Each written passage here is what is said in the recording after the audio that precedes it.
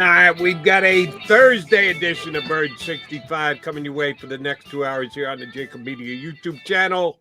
It's Mac and Mac, John McMullen and Jody McDonald.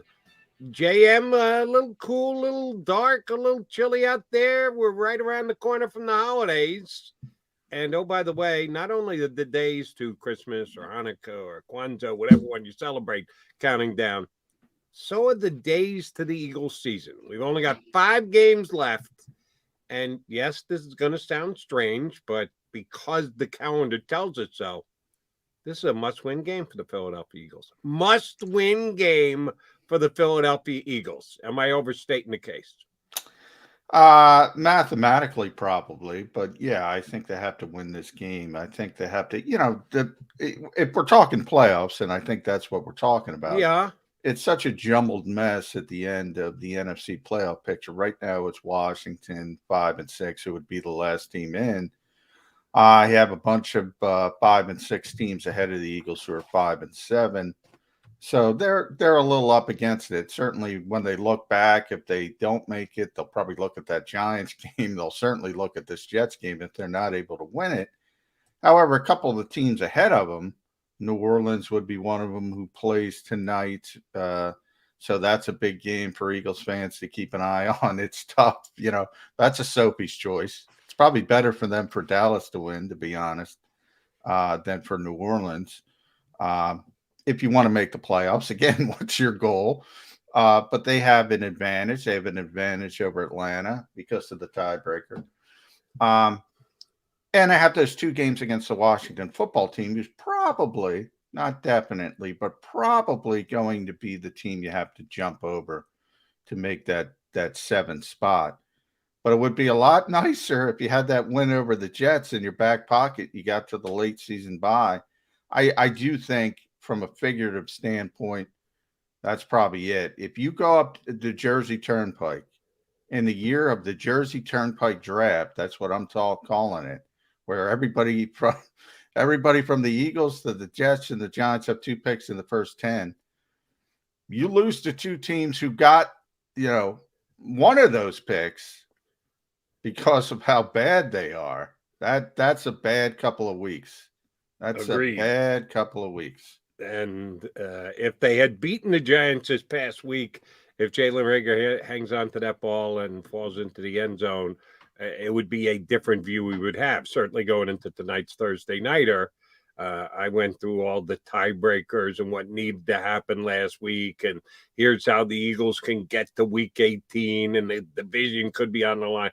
Well, it had to start with the Eagles beating the Giants this past week. When they lost to the Giants, that kind of throws all the figuring that I did right out the window. So, yes, now it is more likely a wild card spot that the Eagles would be looking to grab if they're going to get any playoff spot whatsoever. So, yeah, it's actually better for the Cowboys to win tonight than the Saints. And maybe I'll ask you about that game a little bit later. Saints are in the same mess they were when the Eagles beat them 2 weeks ago. They still got questions all over the place as far as availability of key guys on their offense.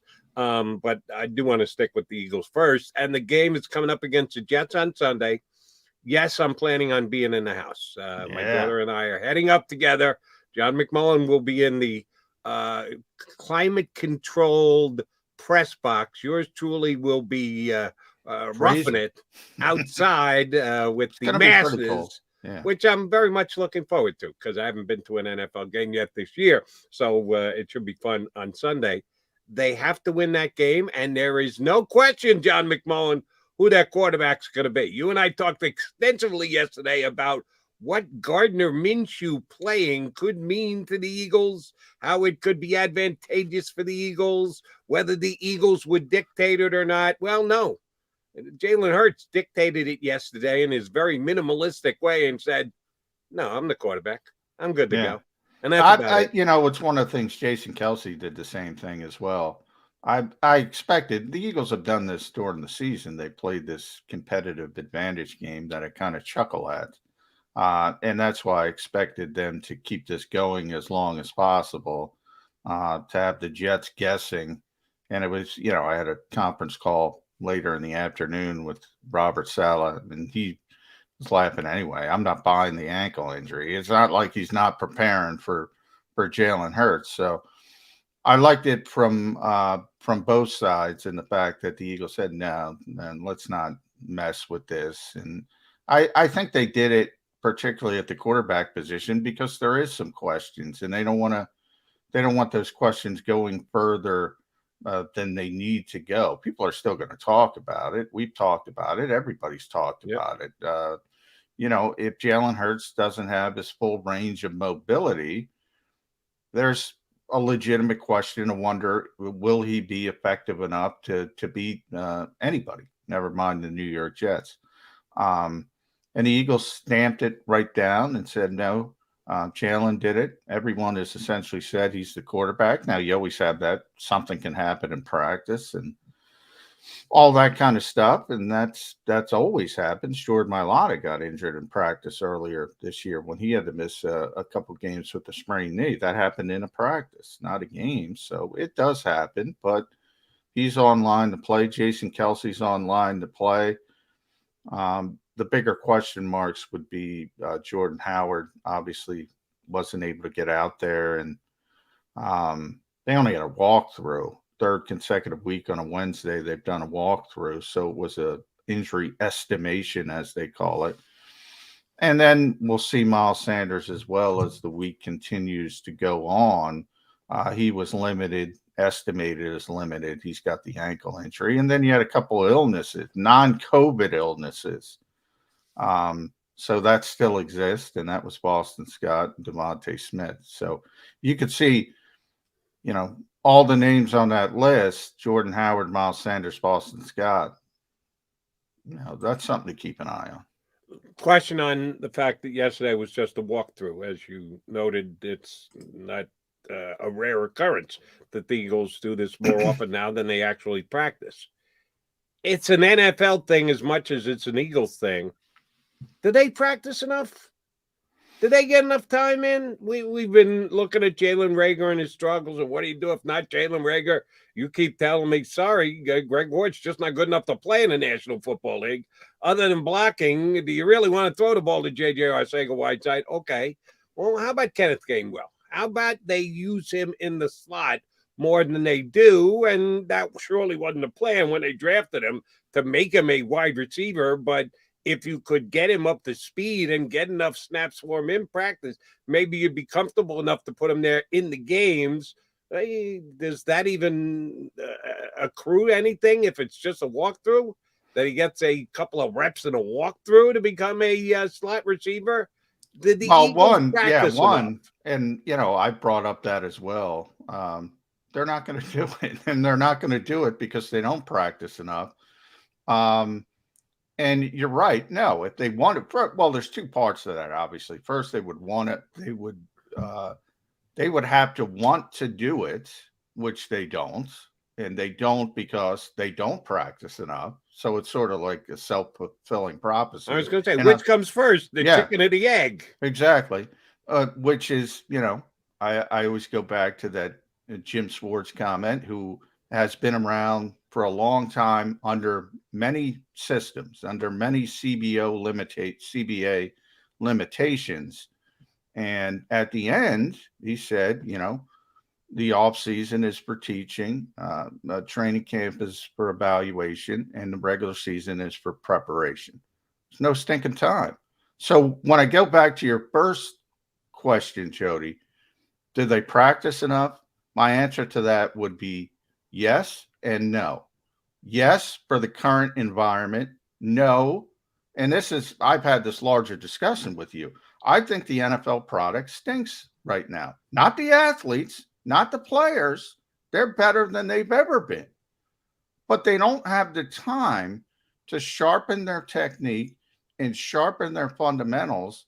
And that's why you have a game like on last Thursday on Thanksgiving, where you have 177 penalties called. And they're all legit. For all the people complaining about Sean Hockley and that, I talked about it with you about all those holding calls. Go watch the game. If you DVR'd it, if you taped it, they were all legit. Yep. Because guys are grabbing and holding, lack of technique. Some of these old school coaches would lose their mind. Why does that happen? because they don't practice enough, but they can't practice enough because they're limited. Right. So the goal shifted, Jody, from getting the guys prepared to keeping them as healthy as possible for as long as possible. Right. And here's where I separate with the road. Yesterday is a prime example, even though you've told me this has happened several times in the last couple of weeks. Yesterday should have been a practice day, not a walkthrough day. Yes, they have collectively bargained the amount of time that they can practice. So far back, it's almost unrecognizable to guys like you who've been covering the league for streaking up on 20 years, me who's been following it for 40 years. It's not, forget about my dad's NFL. It's not even my NFL anymore. And okay, they did that. You have to adjust to it. You're a fan. How much does it really affect you? Depends on how much you're into the team.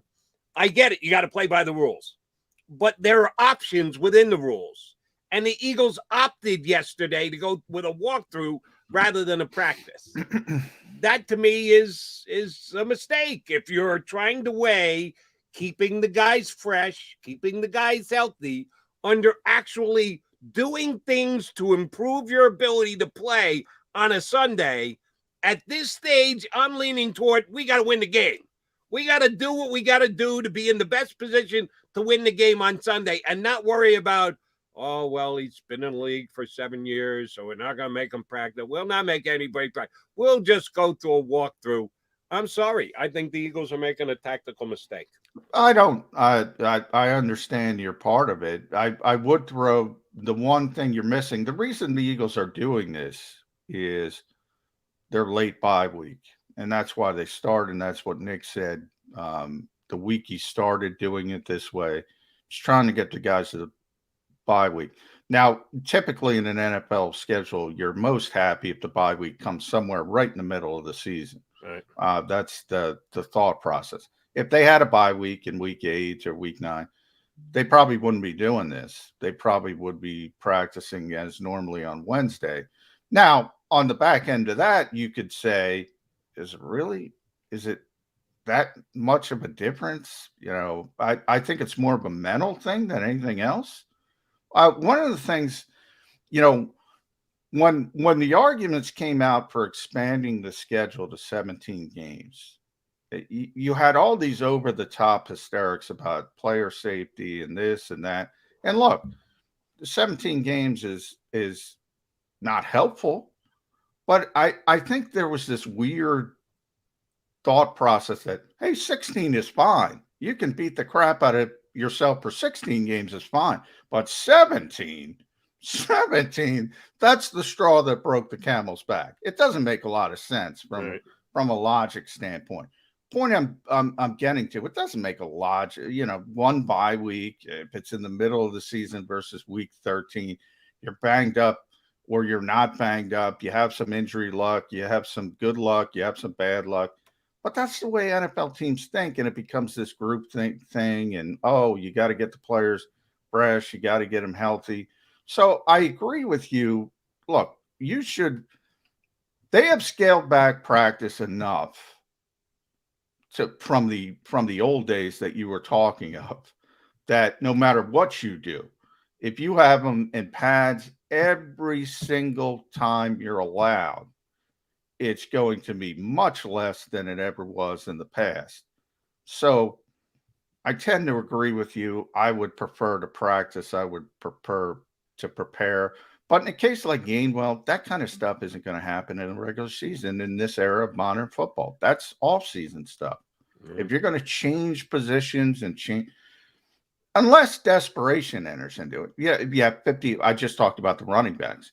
Well, if you don't have your top running back, your backup, your third string running back, you might have to get somebody off the street. We see it all the time. Like quarterback position might be COVID wiped out with the Denver receiver that had to play quarterback. You might have to do something out of desperation, but nobody wants to do that without the preparation. And that's where, all right, if you're telling me, Jody, you can't be critical of the Eagles not having... you can be critical. I agree. They should use every moment They have. I'm just trying to give you their thought process behind why they're doing it. They're doing it because of the late buy. You can be critical of it. I just add that context because that's their thought process behind why they started it, to get to the bye week as healthy as possible. And oh, by the way, just so the people know, next week here on Birds 365, when the Eagles are actually in their bye week, they are off from Sunday through when? When they say bye week, they're not kidding. They're not. No, they have to have the weekend off. That's collectively bargained. You can bring them back Monday. Most teams don't. They'll probably be back, but that's the following Monday, not this Monday. Correct. They're gone for an entire week. Correct. They get to do whatever the hell they want for an entire week. Yes. Will the facilities be open if someone wants to come in and work out? Will they allow them to do so? Yeah, sure. But they're not expected. Well, you also have COVID protocols as well now. So if you're unvaccinated, you got to test every day. All that, you can't go anywhere. They upped the protocols because of spiking. So that stuff's really fluid. It's difficult. If you have to travel, you have to do different things. They upped them for Thanksgiving because people are going to be around their families. All this, it's messy. How many players, and I know you don't know this because the Eagles shouldn't reveal this to you or to anybody else, but there's always the chance for speculation. How many players do you think the Eagles have that are unvaccinated? Not a lot. I mean, way back it was over 90%. They confirmed that. Well over 90% was the terminology I think Howie Roseman used. Ryan Kerrigan, I know, was unvaccinated. Joe Flacco did not know he was unvaccinated till he got to the Jets because I never saw him adhering to protocols. So, but we saw Aaron Rodgers, what the heck he was doing the whole time when he was immunized. So, yeah, I mean, I hate to say it. I'm going to say it. I know people on the stream don't like it when we talk about COVID issues. This is all public facing PR stuff. I mean, they adhere to these protocols when they want to. They don't when they don't want to. I don't care either way. It's ridiculous. It is. It's public relations grandstand. Nobody cares till you have a COVID breakout on a team, and then everybody cares. Oh, how did you not follow protocol? Exactly. But if you say 90%, so that means on a 50-some-odd man roster, you got 4 or 5 guys who didn't get vaccinated. So those 4 or 5 have to come in and test every day. Every day. That's how you would probably have a pretty good guess who's not vaccinated if you sat down in the parking lot and saw them in every day. You go, oh, okay. Unfortunately, they will not let us in the parking lot to do something. Not that we would, but it's. I mean, that's one of the reasons, that's one of the ways they try to incentivize, whatever term you want to call it, players to get vaccinated, because they made it really, really difficult for players who aren't vaccinated. There are teams, I know Cincinnati is one, Minnesota is another, that have a boatload of unvaccinated players, and it has affected teams like that pretty dramatically. So, if you test positive, you're out for 10 days no matter what. And if the timing is wrong, that's 2 games. Even if you don't have, any symptoms or very light symptoms, even if you could play, you're out. And if the wrong player gets tested positive, you're in a lot of trouble. And that's why I don't understand. I get it. And again, I don't want to open up a running stream conversation on should you be vaccinated, shouldn't you be vaccinated, the whole political side. I choose not to do that this time, but I do want to say this. So if that's what happened, so be it. That would be enough for me.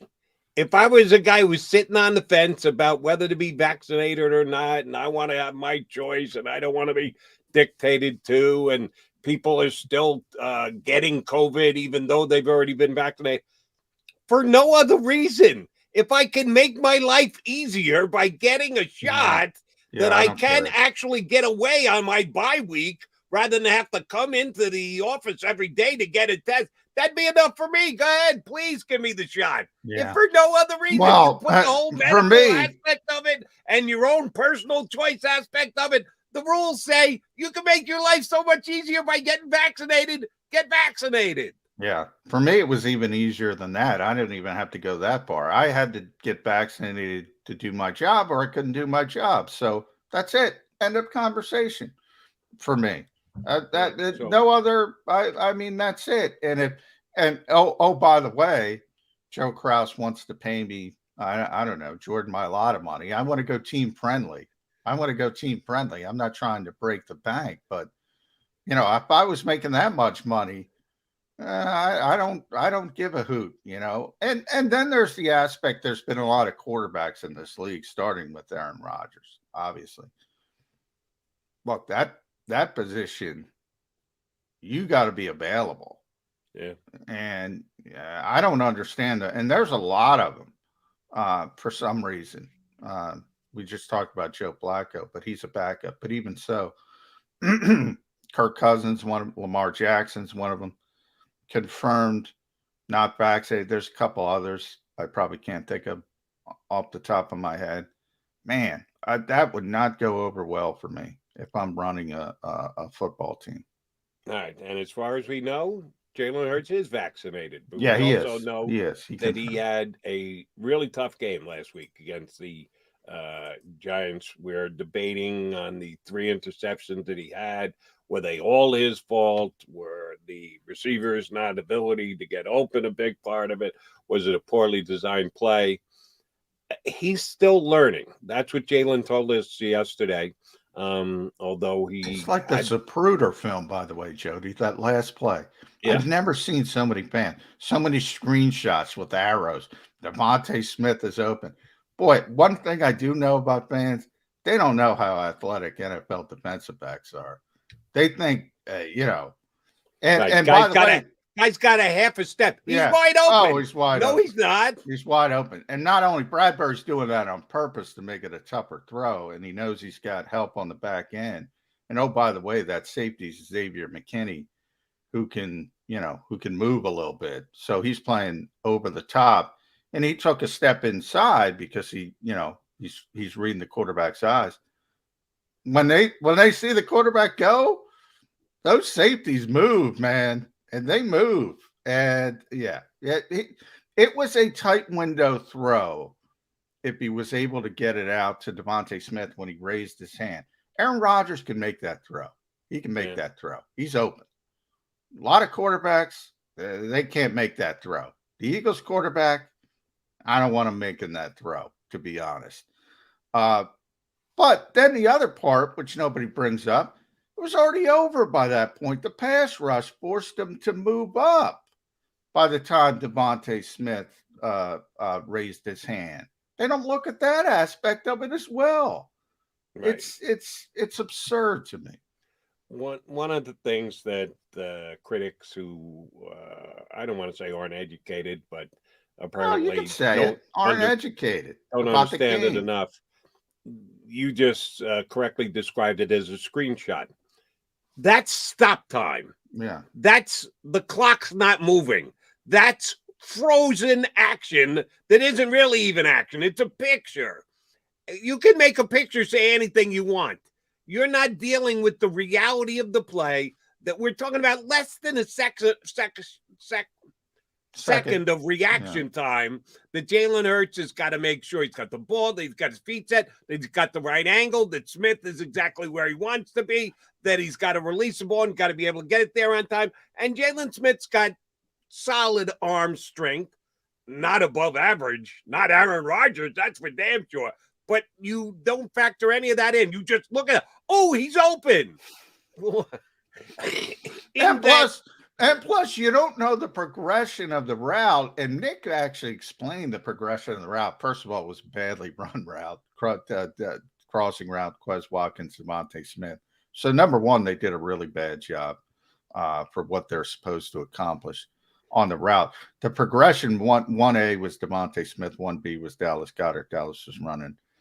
They took Dallas out of the play, so he was quickly out of it. So they were supposed to get the ball to Devontae Smith crossing to get the first down, hopefully get out of bounds. So it was bang, bang. That's the progression. That's the progression. And Bradbury, as I said, very savvy cornerback. Anybody who knows, one of the best zone corners, arguably the best zone corner in pro football. He's in the conversation. So he undercuts the route. He flattens it out, as they call it, making it a more difficult touch-like throw. In other words, you got to throw it over him instead of, because he doesn't have as much space. He's not 3 yards in front of the corner. And he's able to do that because he knows he has safety help over the top. And he also knows the route being run. He also knows the goal of the route. The goal of the route is not to turn up the field and raise your hand. That's when the scramble part of it stopped. Bradbury stopping what the Eagles are trying to accomplish on the route. And he did a tremendous job of doing it. And again, people don't understand that part of it. Then when the scramble drill part of it starts, again, Jalen has started to move anyway because of the pass rush, because of the timing, and you have to move to keep the play alive. And by that point, obviously, he's looking at other parts, and it's not necessarily, NFL action, as you mentioned, Jody, happens pretty quickly. It's not, I can look over here, nobody's open. I can look in the middle of the field, nobody's open. I can look on the left of the field. Oh, he's wide open. I'm going to throw the football. And he wasn't wide open, but that's the second part of it. And then the most amusing part of all of this to me is it was a great throw that should have worked. It maybe was his best throw, his second best throw of the game. It was right there. Why are people complaining? The receiver dropped the stinking football. Right. Well, I think the people have, all right, again, this is just everyone's got their own personal perception of what people are saying. I think Jalen Reagor's taking enough grief. It's not like Jalen Reagor has gotten a pass on this because, he shouldn't even have thrown it to Reagor. He should have thrown it to Smith. No, people acknowledge Reagor's got to make that catch, plain and simple. I agree with that part of it. I'm not trying to say. I just mean this mentality. You got to get the ball to Devontae Smith. You got to get the ball to Devontae Smith at the biggest moment of the game. No, you don't. In fact, if he's open, get him the football. If he's taking double coverage, if he's bracketed, if he's taking a lot of attention and somebody else is open on the other side of the field, take that. I mean, that's the beauty of having great players. They want to take them out of the game. They want to give them attention. They want to, and that enables you to go in other directions. And it should have worked. It didn't work. Obviously, it would be a different conversation if it did work. Right. But it didn't. But again, now we've come full circle. I don't have faith that Jalen Reagor is going to make the catch. Well, that's yes. And that's why you got to get better from a personnel standpoint. Right. Could he have forced the ball to Smith? Yes. Could he have potentially gotten it in there? Yes. Could it have been done in that millisecond that he had? Yes. Or it could have been tipped, or it could have been dropped, or it could have been intercepted. He decided not to throw it. He ended up pulling the trigger to Jalen Reagor. It was a good throw, and he was open, and he got his hands on the ball, and he dropped it. So that's all that matters. He dropped it. And I want another option. That's why I'm saying, why don't we practice and get Kenny Gainwell up to speed so he can play in the slot and get Jalen Reagor off the field? That's where we go full circle to the Jets on Sunday. All right, coming back, I do want to talk more about Jalen Hurts saying yesterday he's learning. It's nice. He's learning. He had been very good protecting the football up until this Sunday about the Giants. That's an accurate statement. How long do we have to wait for him to learn? We're down to just 5 games this year. He's had 11 starts now. This isn't Jalen Hurts, the rookie, anymore. Even if you go back to last year, add in the games that he had to the games he had this year, he's now logged more than the season in the NFL. Is the learning curve still a little bit too slow for Jalen Hurts? Come back, talk about it with my partner, John McMullen, in a second, right here on Birds 365.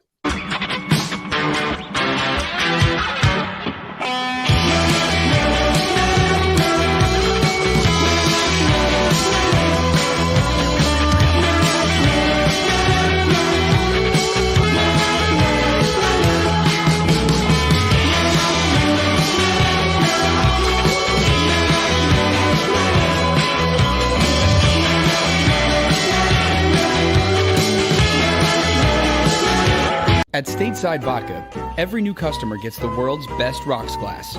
Free. What's that? A rocks glass? You're telling me that bottle is cut in half? You could say that.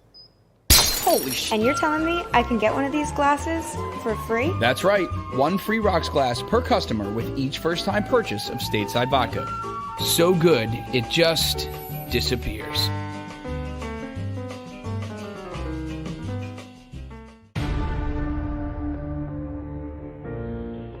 When it comes to the fight against insurance companies, large corporations, and the healthcare industry, injured victims are always the underdog.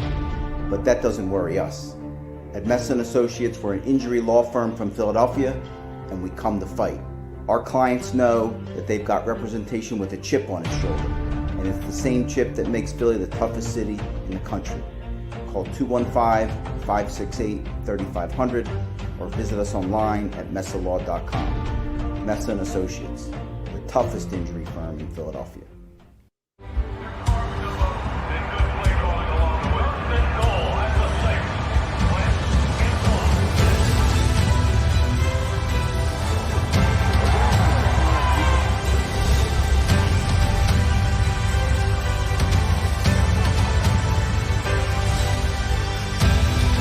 On the field of life, First Trust Bank is there for you.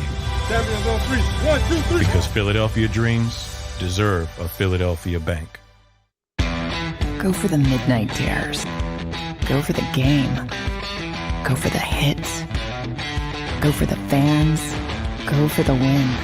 Go to Ocean Casino Resort. Book your trip at theoceanac.com. At Stateside Vodka, every new customer gets the world's best rocks glass. Free.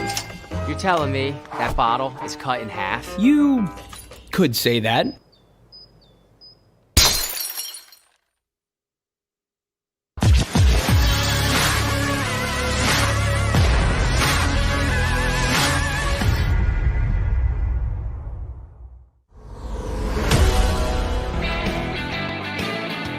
He is John McMullen. I am Jordan McDonald. That makes us Mac and Birds 365. Thank you for tuning in. And oh, by the way, please like the show. Come on. You might not like what the Eagles did this past Sunday against the Giants. Nobody does. Doesn't mean you can't like the show. Hit that like button. We need your help. By the way, Jody, we are loved in Switzerland. Who, what, where? Us, yeah. How the hell do you know that? Somebody sent us a tweet. Your show was also loved in Switzerland.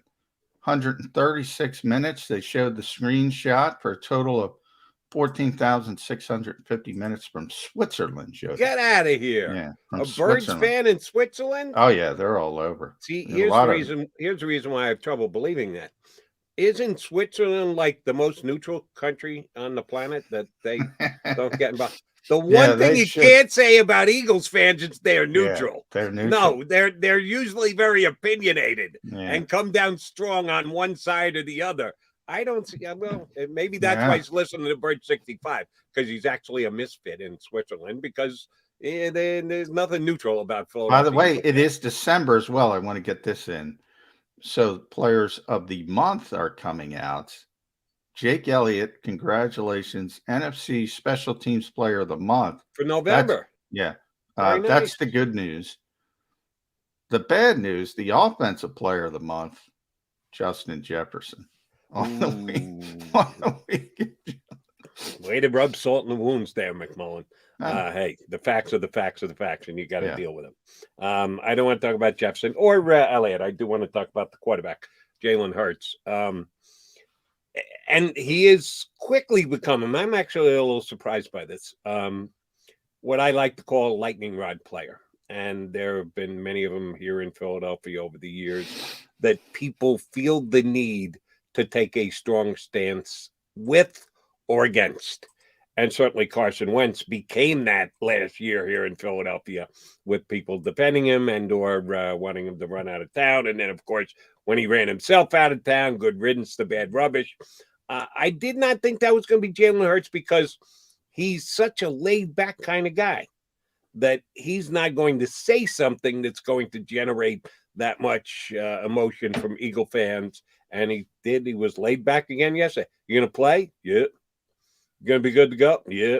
That's about it. That's all you can get out of the quarterback of Yeah. the Eagles. But for whatever reason he has become, and I get it, if there's one position on one team in this town that is going to generate emotion, it's the quarterback position on the Philadelphia Eagles. But I thought Hurts might be the exception, not the rule. No, people have strong opinions on Jalen Hurts and whether he's good enough now, going to be good enough going forward for the future. I've been all year long very consistent.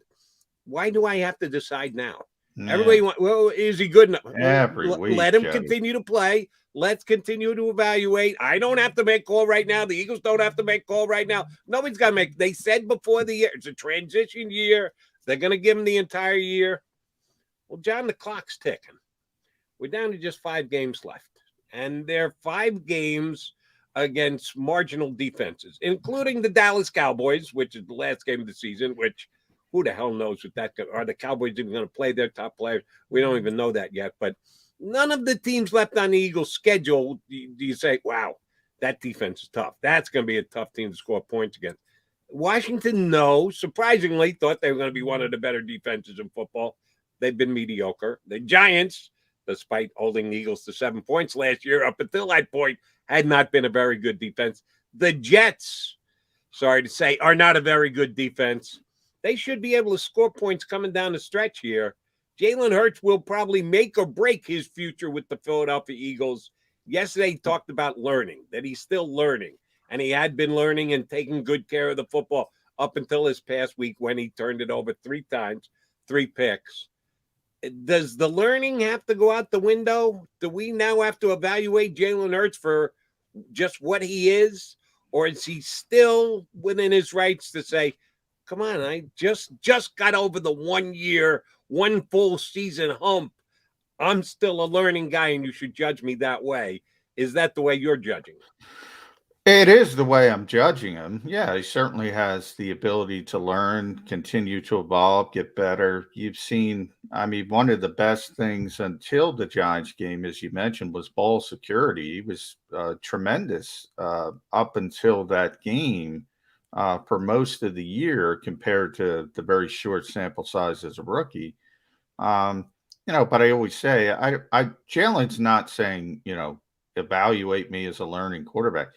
I say this all the time. You can play his press conference after the Giants game to after any win. He's the same stinking guy. It's pretty amazing. He always talks about learning, whether they win, whether they beat the Lions by whatever 38 points on Halloween or blow somebody else out, or the Denver game was probably the happiest this team has been all year. Same guy. It's just another moment to learn. Then when he has his worst game of the year, and I think that was his worst game, certainly as a passer at least, he was great as he normally is as a runner up until getting banged up. He says the same stuff. But I would say there's this weird sort of, you're right. First of all, you don't have to say he's the guy, he's not the guy after every week. It's silly. People should stop that. But you do have the right to say, look, nobody deserves anything. I hear this constant, he deserves the year, he deserves this, he deserves that. You don't want to look at Russell Wilson, Adam Schefter's on 97.5, wherever he was yesterday, saying, oh, he'd waive his no trade clause for the Eagles. Jalen deserves it. No, if you can go get Russell Wilson, go get Russell Wilson. If you can go get Deshaun Watson, a clear Deshaun Watson, we always got to put that caveat on there. Go get Deshaun Watson, go get Aaron Rodgers, which isn't going to happen, but whatever. You get my point. If you can go get a player like that, nobody deserves anything. That's what this league is. It's production. You're trying to win. Nobody's thinking about 8 years down the road in the modern NFL. Everything's at most a 3-year picture. You could argue a 2-year picture. I don't want to hear about where is he. Russell Wilson's going to be 38 in 5 years, Jody. I don't give a flying you know what.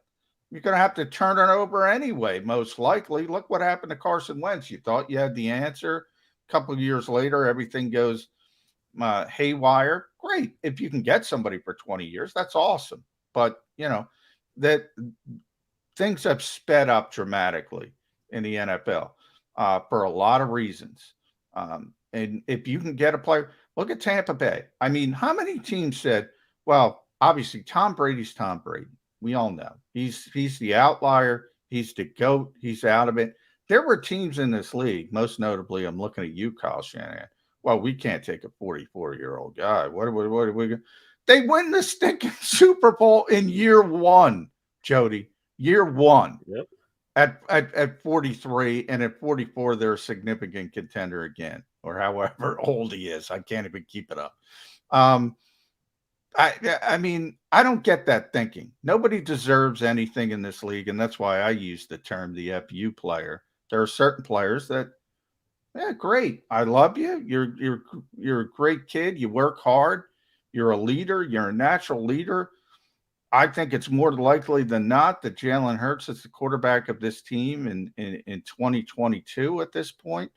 But if I can get that type of player and that door is open for me, it's FU. I love you, but you'll find another gig. You're good enough.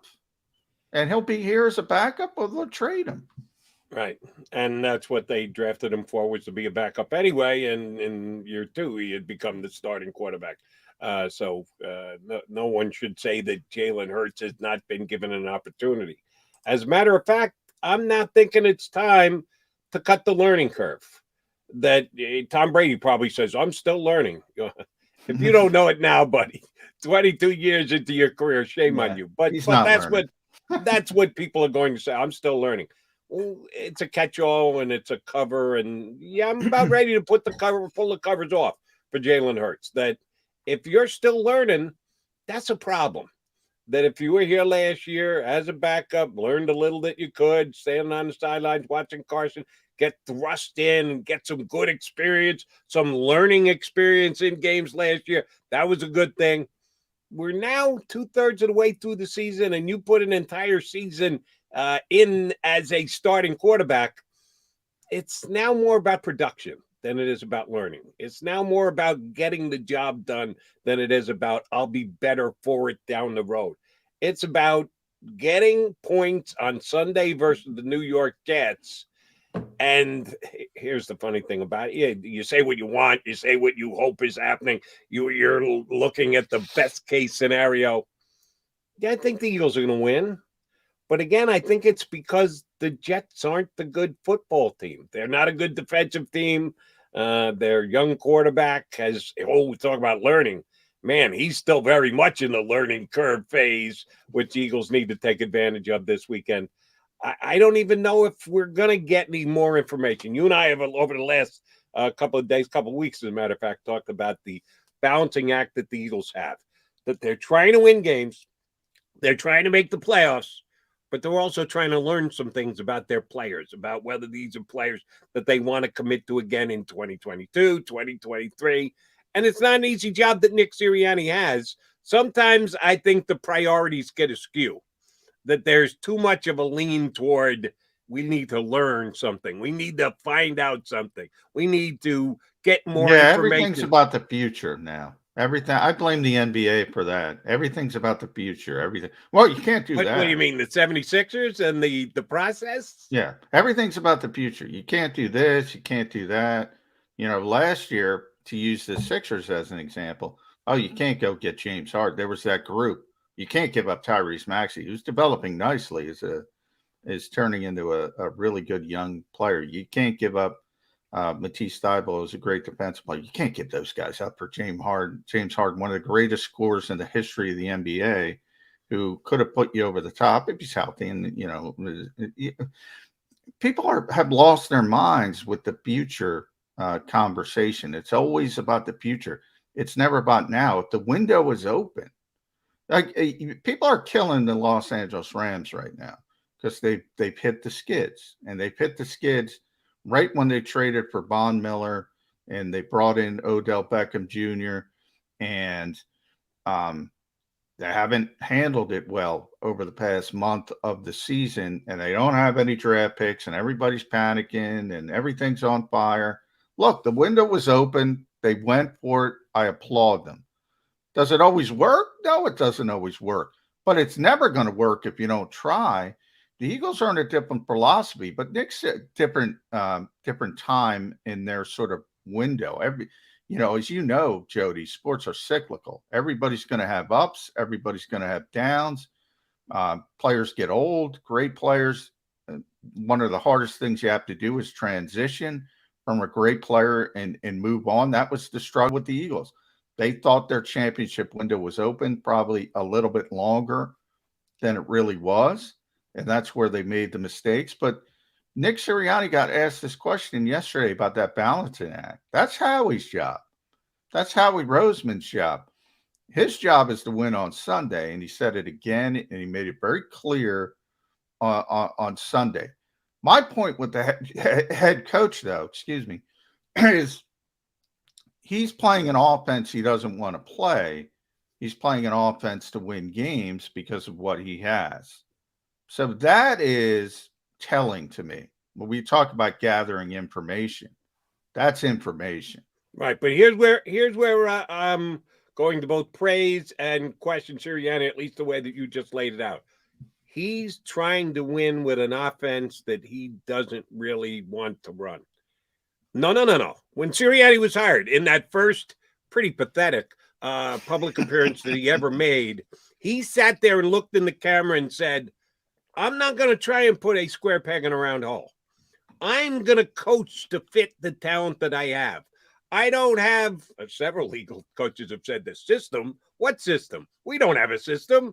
We play determined by who we're playing against or whatever. The flexibility was going to be a key to this Eagle staff, that they weren't going to come in and have this regimented way of winning games.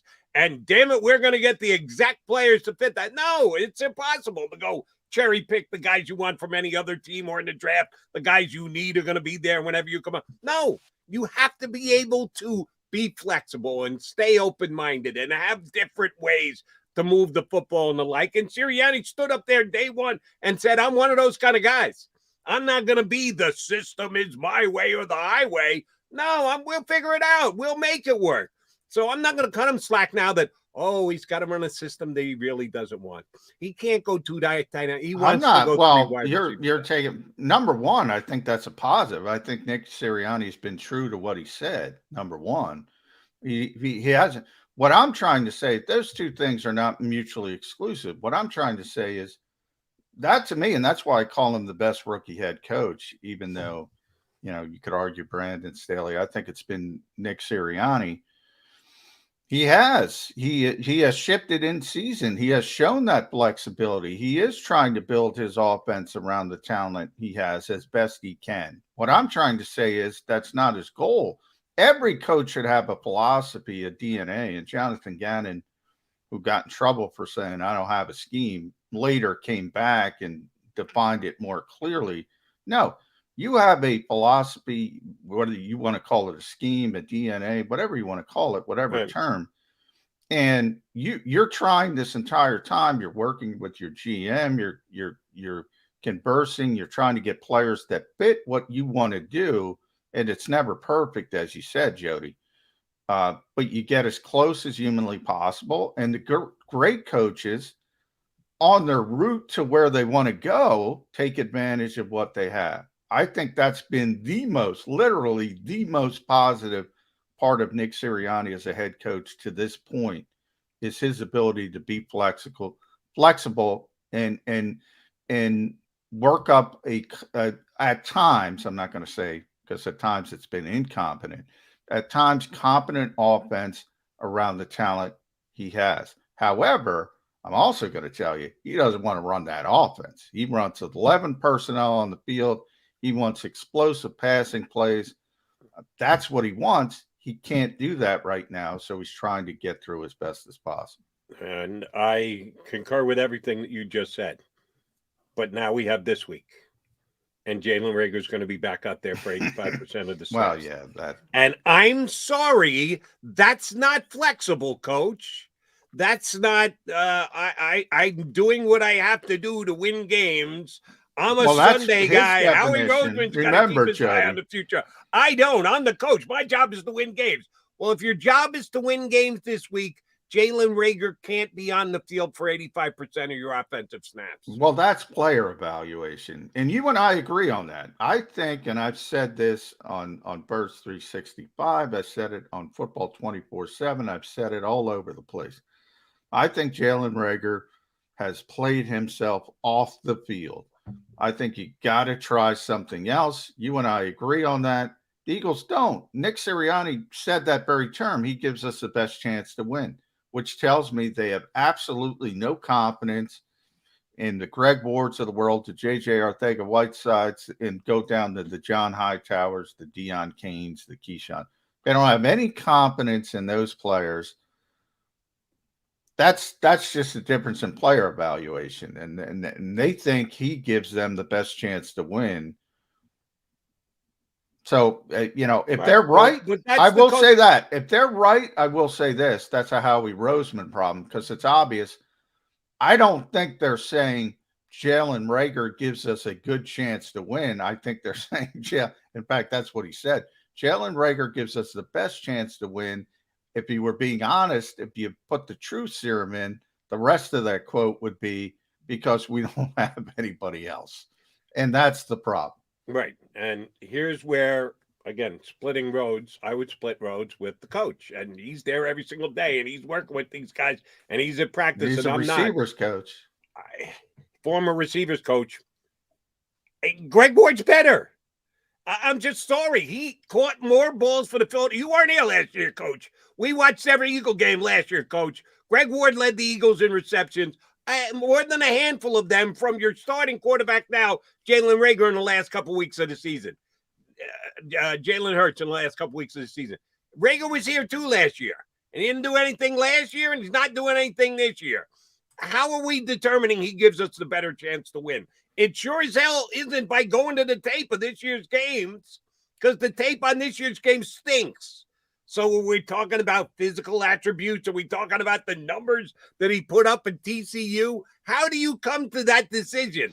How do you reach that evaluation? I talk about, and I do think it's fair that the strength of this team, and I kind of mentioned it, I don't know if it was yesterday or 2 days ago, was obviously the running game. And obviously the spacing of the running game is key, and he helps in that aspect, which is not big. I mean, when you're talking about a first-round pick, obviously you want, it's the old, when Chip Kelly was here and he talked about Riley Cooper as a blocker, and he was really good as a blocker, Riley Cooper. But when you start talking about receivers, and the same thing with J.J. Arcega-Whiteside now, when you start talking about receivers who were picked highly in the draft as blockers or as spacers in the running game, it isn't good. John, hold on. Let me interrupt you for a second. Can you really look into the camera and tell me you believe that other teams' defensive backs, other teams' defensive coaches are telling their secondary, you better stay right with Reagor? You better not worry about the Eagles' running game because Jalen Reagor can beat us, that he's causing these spacing issues, and that's why the Eagles are effective running the ball. Do you think it's that, or do you think it's more Mailata and Casey and Lane Johnson? I'm going to tell you it's the big beef up front that's made the Eagle running game effective, not the fact that Jalen Reagor, because he's a pretty good athlete, keeps the other defense honest and keeps the defense spaced. I think that's a theory. I think there's no reality or reason to believe that it is something that's happening on the field on Sundays. Well, you're boiling it down to Jalen Reagor is the reason. No, what they're saying is the running game is like an 11-man outfit. And in fact, the Eagles, always say, well, we're +1 in the running game because you have to account for the quarterback. So it makes it more difficult. Exactly. Usually it's 11 on 10. It's 11 on 11. So everybody plays a part in that orchestra. Obviously, the most important part is the offensive line blocking. But when you're running a lot of RPOs, when you're running a lot of zone read stuff, as we saw early in the season, a pass play is a run play and a vice versa and this and that, and they try to say all this stuff. The spacing is very important, and one of the reasons they wanted speed on the field, they were talking about this, so forget about the names. They wanted speed on the field. Doug Peterson wanted speed on the field.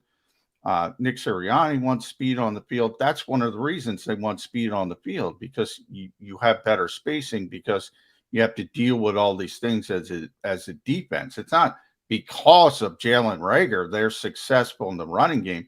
They want his traits on the field. They think his traits are important on the field. I get what you're saying. He's not productive. I'm the one who said he's played himself off the field. I would try John Hightower because he gives you that same trait as far as speed. If that's what you want on the field, I would go towards John Hightower. I'm just nestling this down to the one comparison.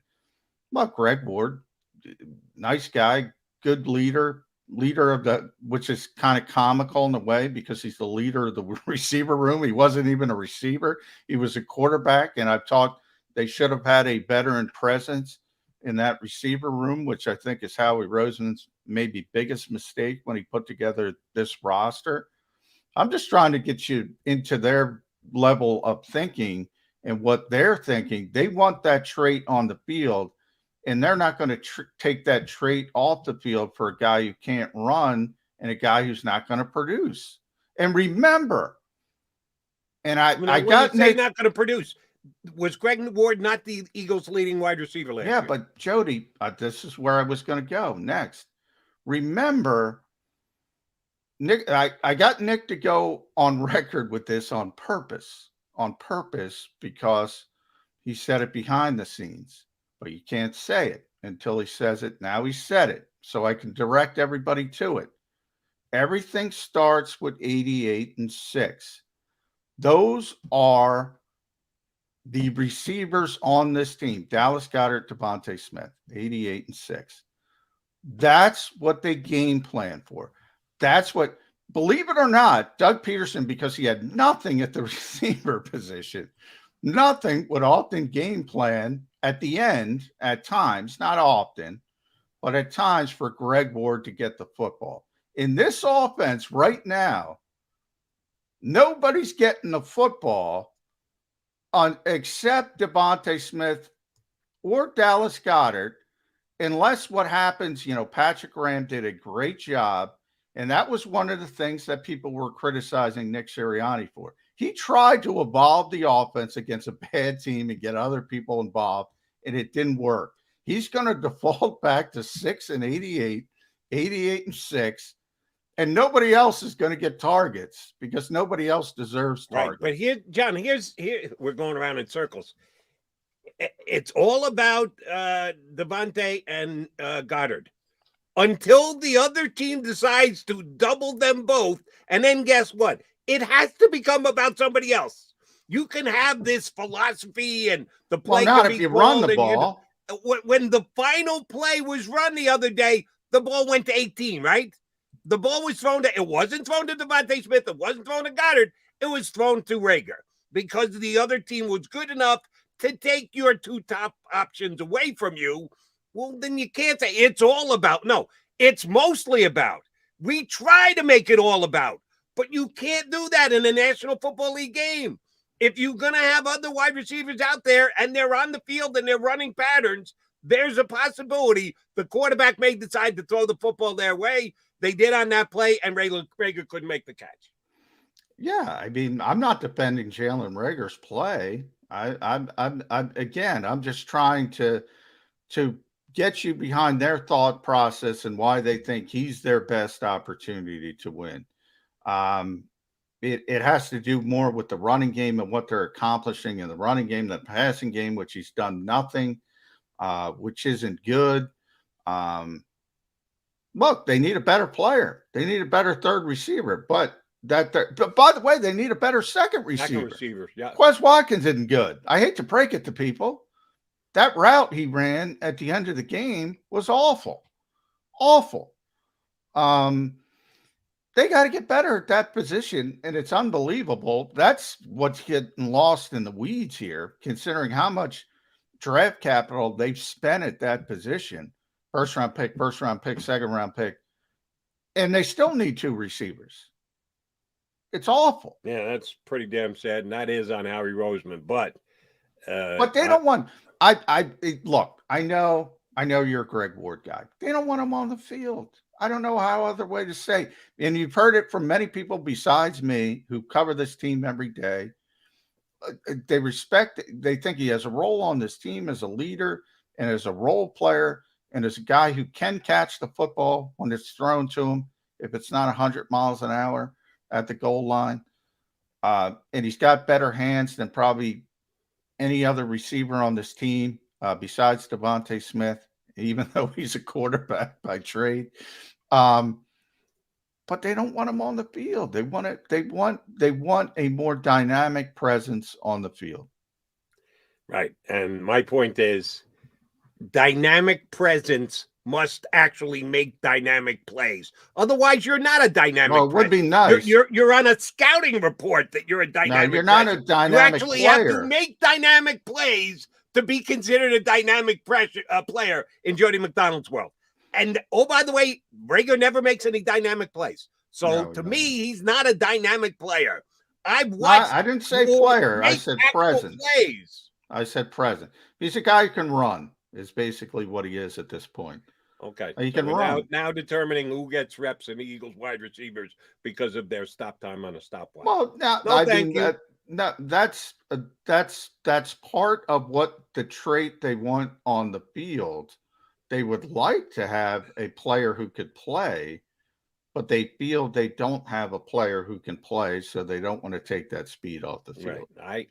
I want to determine who I'm going to put out there and give chances to perform by actual performances made previously in the uniform of the Philadelphia Eagles, rather than what a scout said about them when they were at college and the fact that they also when Nick got here. When Nick got here, because remember, he wasn't here last year.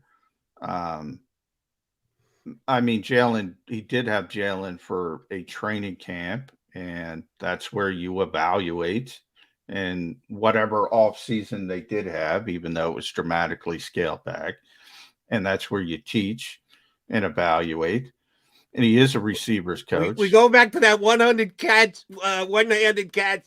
Is that why Jalen Rager's playing? Because he made a one-handed catch against his teammate in practice? Is that what you're going to tell me, J-Mac? No, I wasn't even going there. But he made 2 one-handed catches. No, where I was going is he played better than Greg Ward on a daily basis during training camp. Now, it hasn't turned out well. He played better than John Hightower. John Hightower, for instance, was awful in training camp. And he lost his job. It's not like, you're right. I mean, at the end of the day, who cares about practice? But it does matter as far as, getting in the eye of the coach and this and that. And they do place weight on that.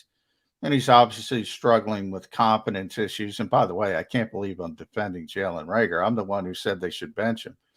But their whole reliance on Jalen Rager relates on 2 things: the trait I told you, but more importantly than that, far more importantly, if you want to put a percentage on it, I would say 90-10.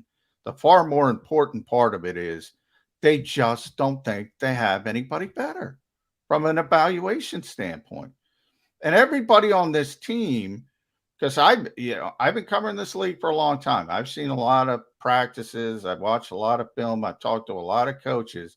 But I'm not going to sit here and say I know more about the wide receiver position than Nick Sirianni. I mean, that's his position. That's what he grew up on. That's what he coached. That's what he played. He knows what you have to do to play that position well. I do give him some deference when it comes to evaluating that position.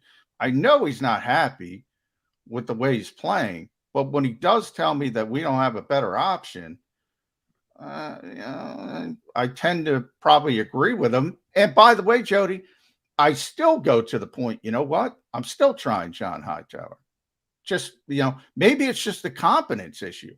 Maybe because he's got no confidence. That's what happened to Nelson Aguilar as well. He just lost his confidence. All right. Do you think that Greg Ward got worse since last year? No, I think he's the same guy. And if he led the Eagles in interceptions last year. Yeah, but last year doesn't matter. Different coaching staff, different team. Devontae Smith's here, different roles, different, they do have one real receiver. So everybody gets knocked down a bunch. Devontae's, you're going to want to move him around. You're going to want him in the slot. Greg can't play out slot. Last season doesn't have anything to do with this season, even more so than normal because of the change in the coaching staff. Yeah, fair enough. If the coach is here's my issue, here would be my problem. Nick Sirianni, former receiver coach, watches these guys every day, and he thinks Jalen Reagor can make plays for him. I don't know. Again, yeah. I know I don't have his resume, but I have the results on Sunday. And again, I think the results are that Jalen Reagor stinks. I don't know how you get from he gives us the best opportunity to win. Again, if you put the truth serum, because we don't have anybody else until he's a guy who can make plays.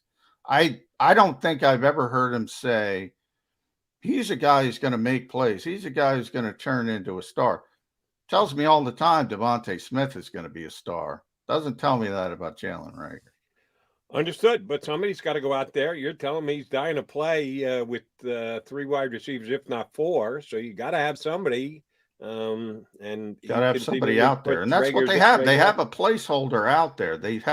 That's probably the best way of describing this. They're having a placeholder, really 2 placeholders out there. So you tell me how he's going to use a first-round pick on a wide receiver. Their wide receivers suck so bad that they acknowledge that they suck so bad they're going to use a first-round pick on a wide receiver. But they are going to sign a receiver in free agency. Okay. I am going to go on record with that right now. And they're going to draft a receiver. I just don't think they'll draft another one in the first round.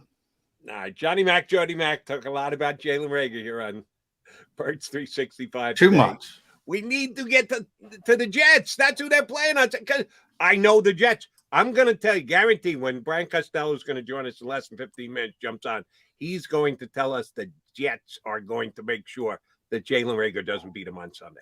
That they will be rolling towards Jalen Reagor. They are petrified of Jalen Reagor. We've been on the air for 58 minutes. I defy anybody to find me saying Jalen Reagor is going to be a impact on this game or the Jets or what they do. I think my words have been misconstrued. I didn't say you said that. I'm just talking off the top of my head. You, Nick Sirianni, anybody else who has any leaning toward Jalen Reagor can help the Eagles win games. Gives them a better chance to win than Greg Ward, J.J. Arcega-Whiteside, John Hightower, Deion Cole. I'd rather see Mike Quick come down out of the broadcast booth and put on pads and attempt to make a play than Jalen Reagor at this point. I'd take Reagor over Mike Quick right now. I take Mike Quick right now. All right, we are Mac and Mac. We'll take a quickie timeout, come back. Yes, Brian Costello, Jets beat writer for the New York Post, does Jets reports on WFAN up in New York. He's going to join us coming up in about 10, 12 minutes here on Birds 365.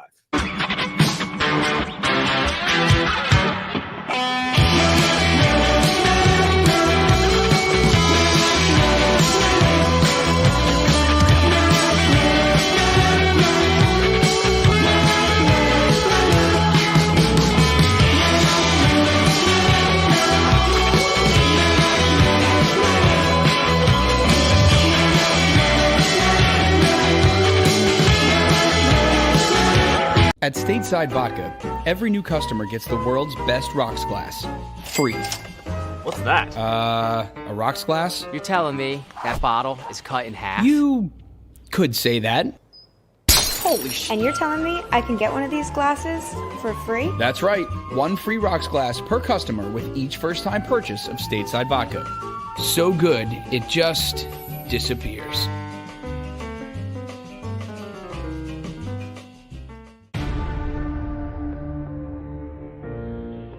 When it comes to the fight against insurance companies, large corporations, and the healthcare industry, injured victims are always the underdog. But that doesn't worry us. At Messon Associates, we're an injury law firm from Philadelphia, and we come to fight. Our clients know that they've got representation with a chip on its shoulder, and it's the same chip that makes Philly the toughest city in the country.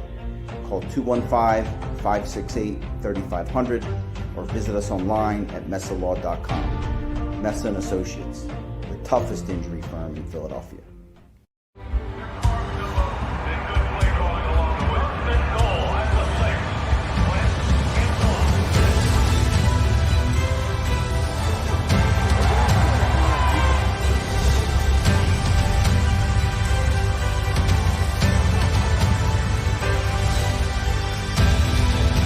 Field of life, First Trust Bank is there for you. Champions on 3. 1, 2, 3. Because Philadelphia dreams deserve a Philadelphia bank. Go for the midnight dares. Go for the game. Go for the hits. Go for the fans. Go for the win. Go to Ocean Casino Resort. Book your trip at theoceanac.com. At Stateside Vodka, every new customer gets the world's best rocks glass, free. You're telling me that bottle is cut in half? You could say that.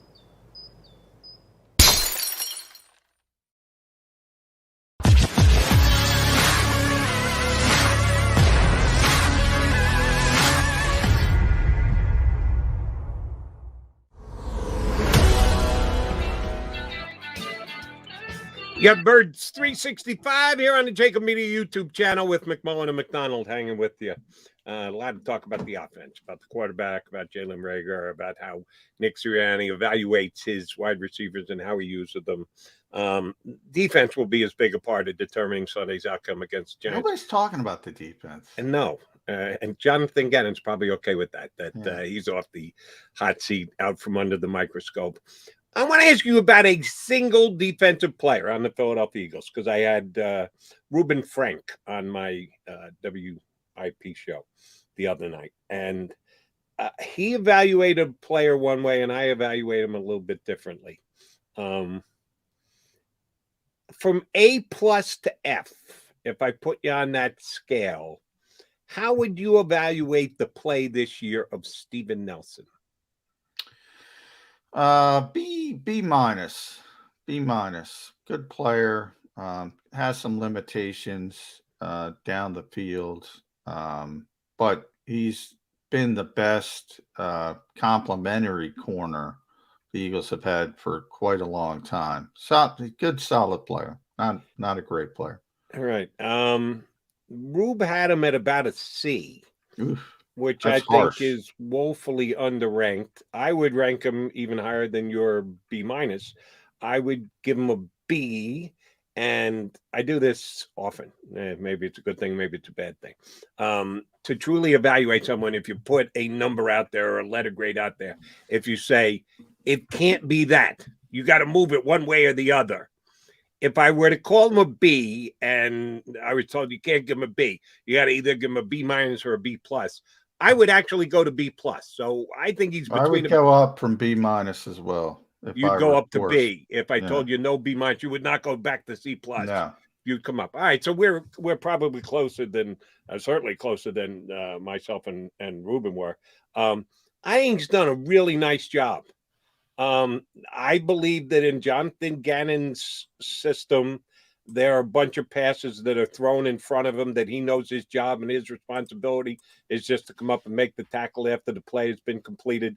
Doesn't look good, doesn't grab anybody's attention. You don't say after the play, wow, great play by Steven Nelson. No, he's just doing his job. But if you're in a system, that's what you got to do is your job. Exactly. Not going to be your job to go up and contest the pass. Just make sure someone doesn't get behind you and give up a 25 or 30-yard pass. Well, then that's him doing his job. I think Steven Nelson does his job on almost every single play. He has not gotten burned. He does not make mistakes.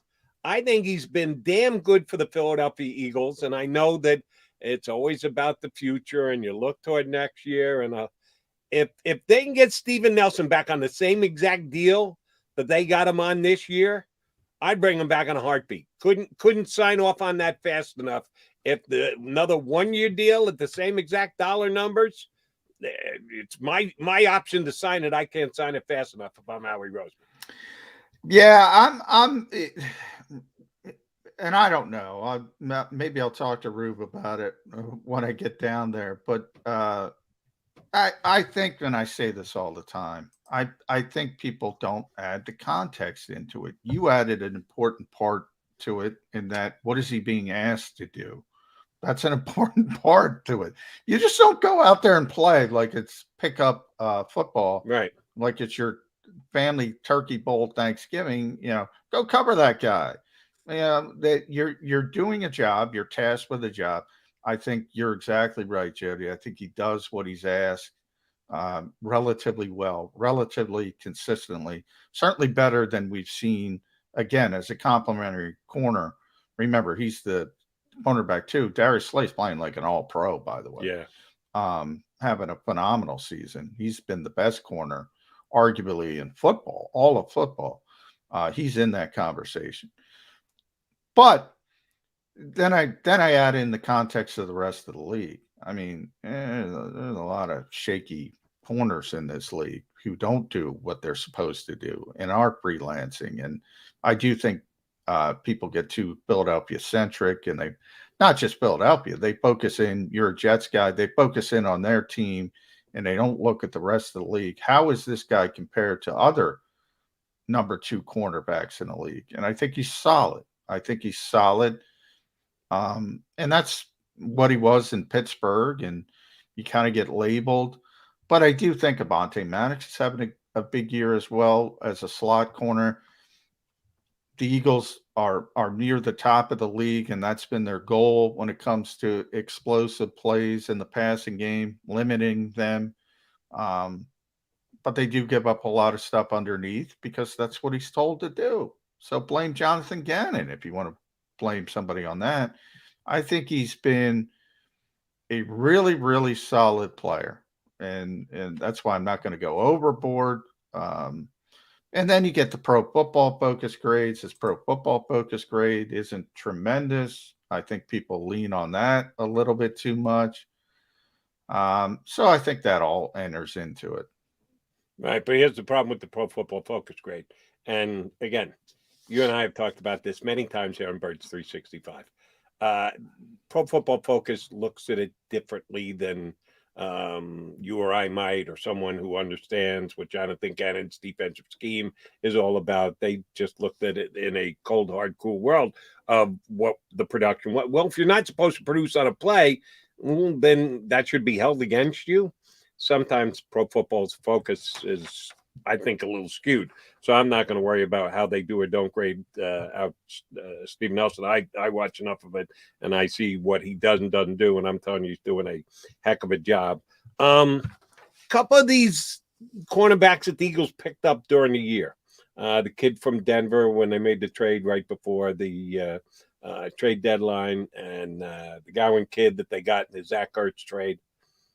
They got any chance of playing between now and the end of the year? They really shouldn't, because Slay and Nelson have been that good. They shouldn't Maddox get on the field. as But well. will they if the Eagles get eliminated from playoff contention? No. I mean, you never say never. I mean, you may want to rest Darius Slay late if you're not in it. Avonte would certainly want to play, and you just signed him to the extension.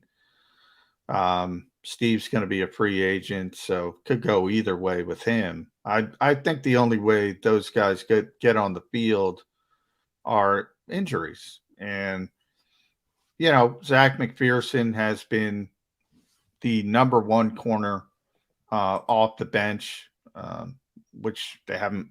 I mean, they've been very lucky at the cornerback position. They've been healthy for the most part. Slay was able to get through concussions, had some banged up, but he's been able to play. They haven't had to go. I think you would see a huge drop off. And you did. In what game did Slay leave early? You saw Zach McPherson have to come in, and they struggled. I'm drawing a blank. I'm trying to look. Saints game? Yeah, the Saints game, and the Saints started to come back a little bit. That's directly when Slay came off the field, but it was well in hand.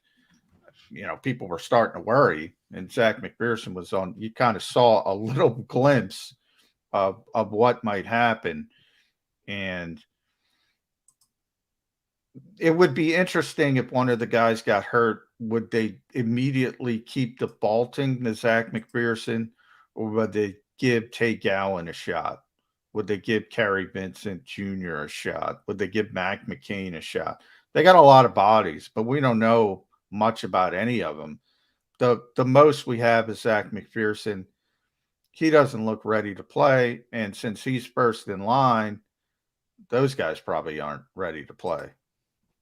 We'll would see be my guess. Well, and I hope that we don't even have to answer this question, because the Eagles stay in it right up until the last week of the season. But they've got more backup corner. They've got wide receivers on the active roster. Yeah, they can't. That they can't justify in their own mind to put on the field. But they can have all these backup quarterbacks. And meanwhile, and by the way, they'll be on their fourth offensive guard, and they'll be fine. They'll be completely fine. Right. You have depth at some positions, and in other positions, not so much. He's John McMullen. I'm Jody McDonald. We are hoping to hear from our buddy, Mr. Costello, Jet beat reporter. He should be hopping aboard any second now. Brian Costello of the Post and WFAN, because we want to get a little information on the opponent this week. Yeah, I know. New York Jets. 0-11. We haven't brought up that number, which is the most meaningless number, but at some point, because obviously the Eagles and Jets don't play each other very often, except in the preseason. Every year in the preseason. But when it matters, don't play that often. But it is strange. 0-11 or 11-0 if you're an Eagles fan. Is it going to 12, or are the Jets going to get their first win against the Eagles? We shall see. Hopefully, Brian Costello of the New York Post talk Jets and Eagles with us next here on Birds 365.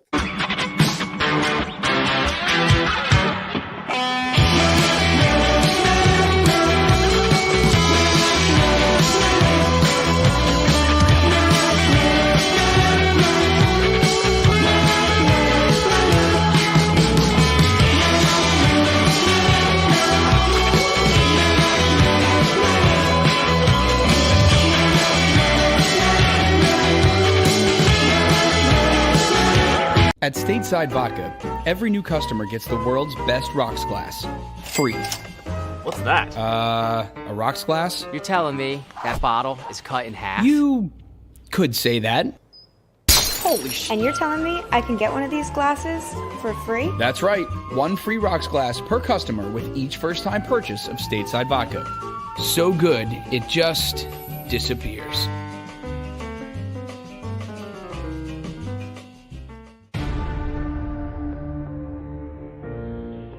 When it comes to the fight against insurance companies, large corporations, and the healthcare industry, injured victims are always the underdog. But that doesn't worry us. At Mess & Associates, we're an injury law firm from Philadelphia, and we come to fight. Our clients know that they've got representation with a chip on its shoulder, and it's the same chip that makes Philly the toughest city in the country. Call 215-568-3500 or visit us online at messalaw.com. Mess & Associates, the toughest injury firm in Philadelphia.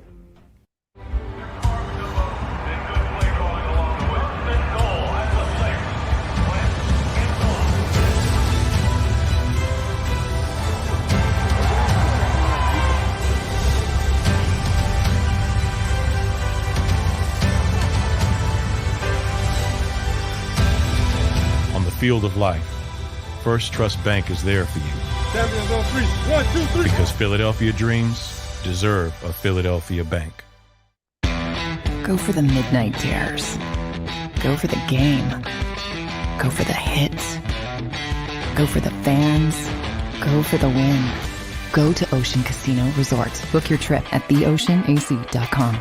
At Stateside Vodka, every new customer gets the world's best rocks glass, free. You're telling me that bottle is cut in half? You could say that.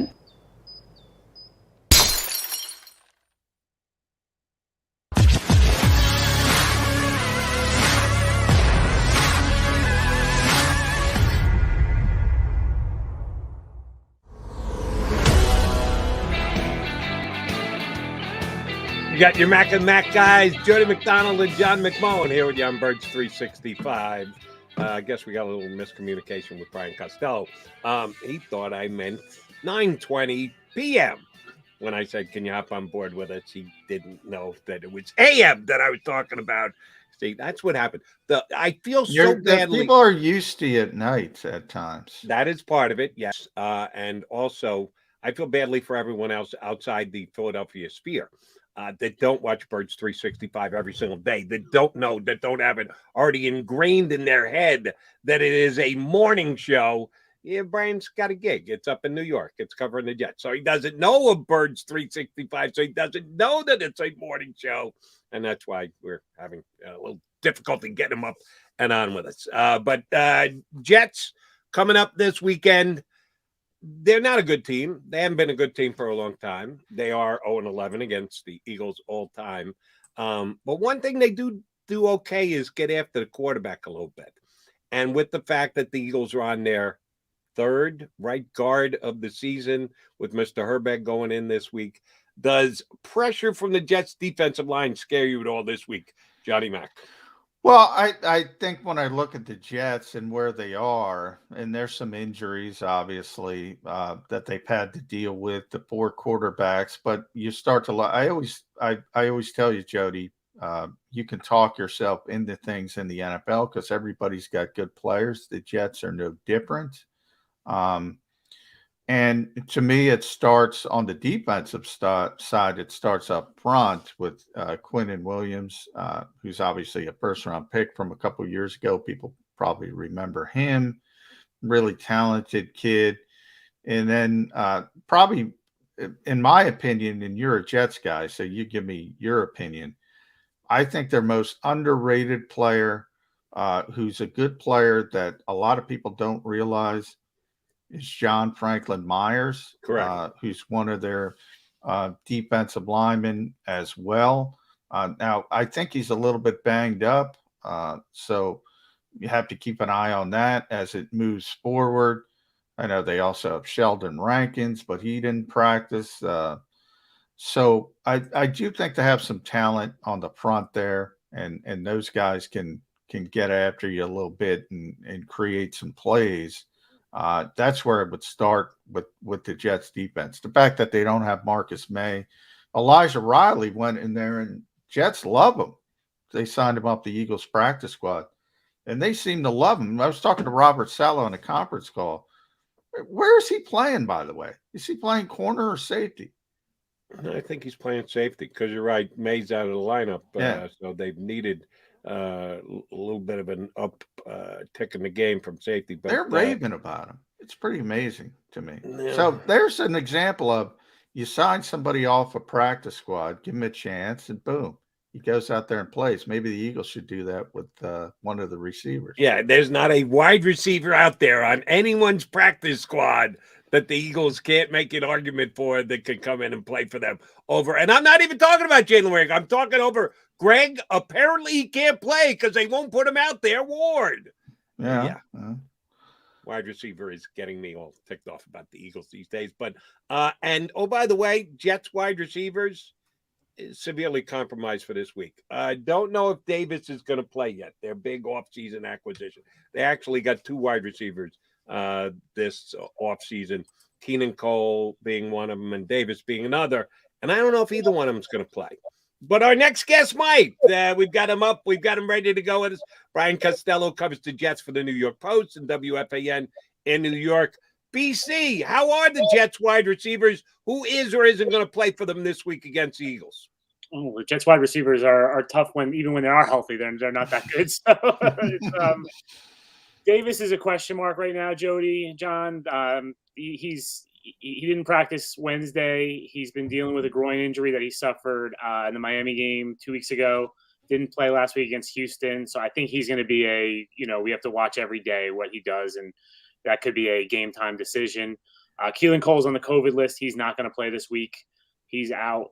Their best receiver lately has been Elijah Moore, the rookie, their second-round pick out of Ole Miss. He's really been their best guy. Jamison Crowder, is kind of, what he is. He's a pro in the slot. But Moore has been dynamic really before Zach Wilson came back in the lineup. Moore and Wilson haven't really clicked. He did really well with Mike White and Joe Flacco and Josh Johnson playing, and then on Sunday with Zach Wilson back in there, it felt like the Jets were manufacturing plays for him more than things happening in the offense for him. So that's something to watch, is can Moore and Wilson click. Well, Brian, you mentioned all the names there, so we got to talk about the quarterback position. The Jets have been forced to play 4 quarterbacks at times this year, and obviously Zach Wilson is back. He's the future of this organization, although there was a little bit of a hiccup. People thought Mike White was going to get involved. What have you seen from Zach Wilson? I know the Eagles had tremendous interest in him, but they knew very early there was going to be a firewall. There was no way they were going to be able to get up high enough in the draft. Yeah. Obviously, young quarterbacks are going to struggle. So your thought process from what is the ceiling of this kid, and are people disappointed in how the hiccups to getting there? Yeah, I think fans are frustrated. I think they want to see more. There's not much patience anymore with especially a quarterback. The thing with Zach Wilson is he can do dynamic things outside of the structure of the offense, right? And we've seen it a few times here where he makes throws that only a few people on earth can make these kinds of throws. He's got a great arm. He's very good at when the play breaks down, scrambling. He can run around and make something happen. What he's not good at right now is operating within the offense. So if you look at Mac Jones in New England, right? Mac Jones is operating within that offense and, thriving up there. What Zach Wilson is doing is he's not thriving within the offense, but when things break down, he can create plays, but you can't live like that. They've got to get him to a point where he is able to operate in the offense, hit the check downs, get in a rhythm, make the rhythm throws, move the offense down the field, and not have to rely on these, miraculous throws. All right. And I think that's a very fair evaluation you have. So I'm going to ask you to carry it further. Which needs to change? Did they misevaluate Wilson in his ability to just fit like a glove in the offense that the offensive coordinator wanted to run? Or is the offensive coordinator got to be more flexible and try and redesign the offense to fit Wilson's skill set if it hasn't been as good a fit as they wanted it to be from day one? I think early on that was a problem, Jody. I think they were trying to just force him in the offense. I thought Sunday Hughes did a good job of fitting it to him, but you can't design an offense around like, hey, run around and throw 50 yards down the field. Like that's not how you design offenses. So Zach has to get up to speed. I think they knew he was probably going to have some struggles, maybe not this much. They're in their first year here. There's no urgency to win right now with Robert Saleh. I think he's got a 5-year contract, right? He's not going anywhere. So I think their thought was, let's just live with the growing pains this year, throw him out there, let him work through this rather than watching from the bench. And, then hopefully in 2022, he makes a leap. Well, you mentioned Robert Saleh there, obviously a first-year rookie head coach. We're dealing with a rookie head coach here as well, and Nick Sirianni. Got a couple minutes with Robert on our conference call with him yesterday. Seems like a really impressive guy to me. Like most rookie coaches, Brian, he mentioned the administration stuff, the logistics, the media availability, a little bit maybe more bigger than he thought coming in. Mike LaFleur is the guy building that offense.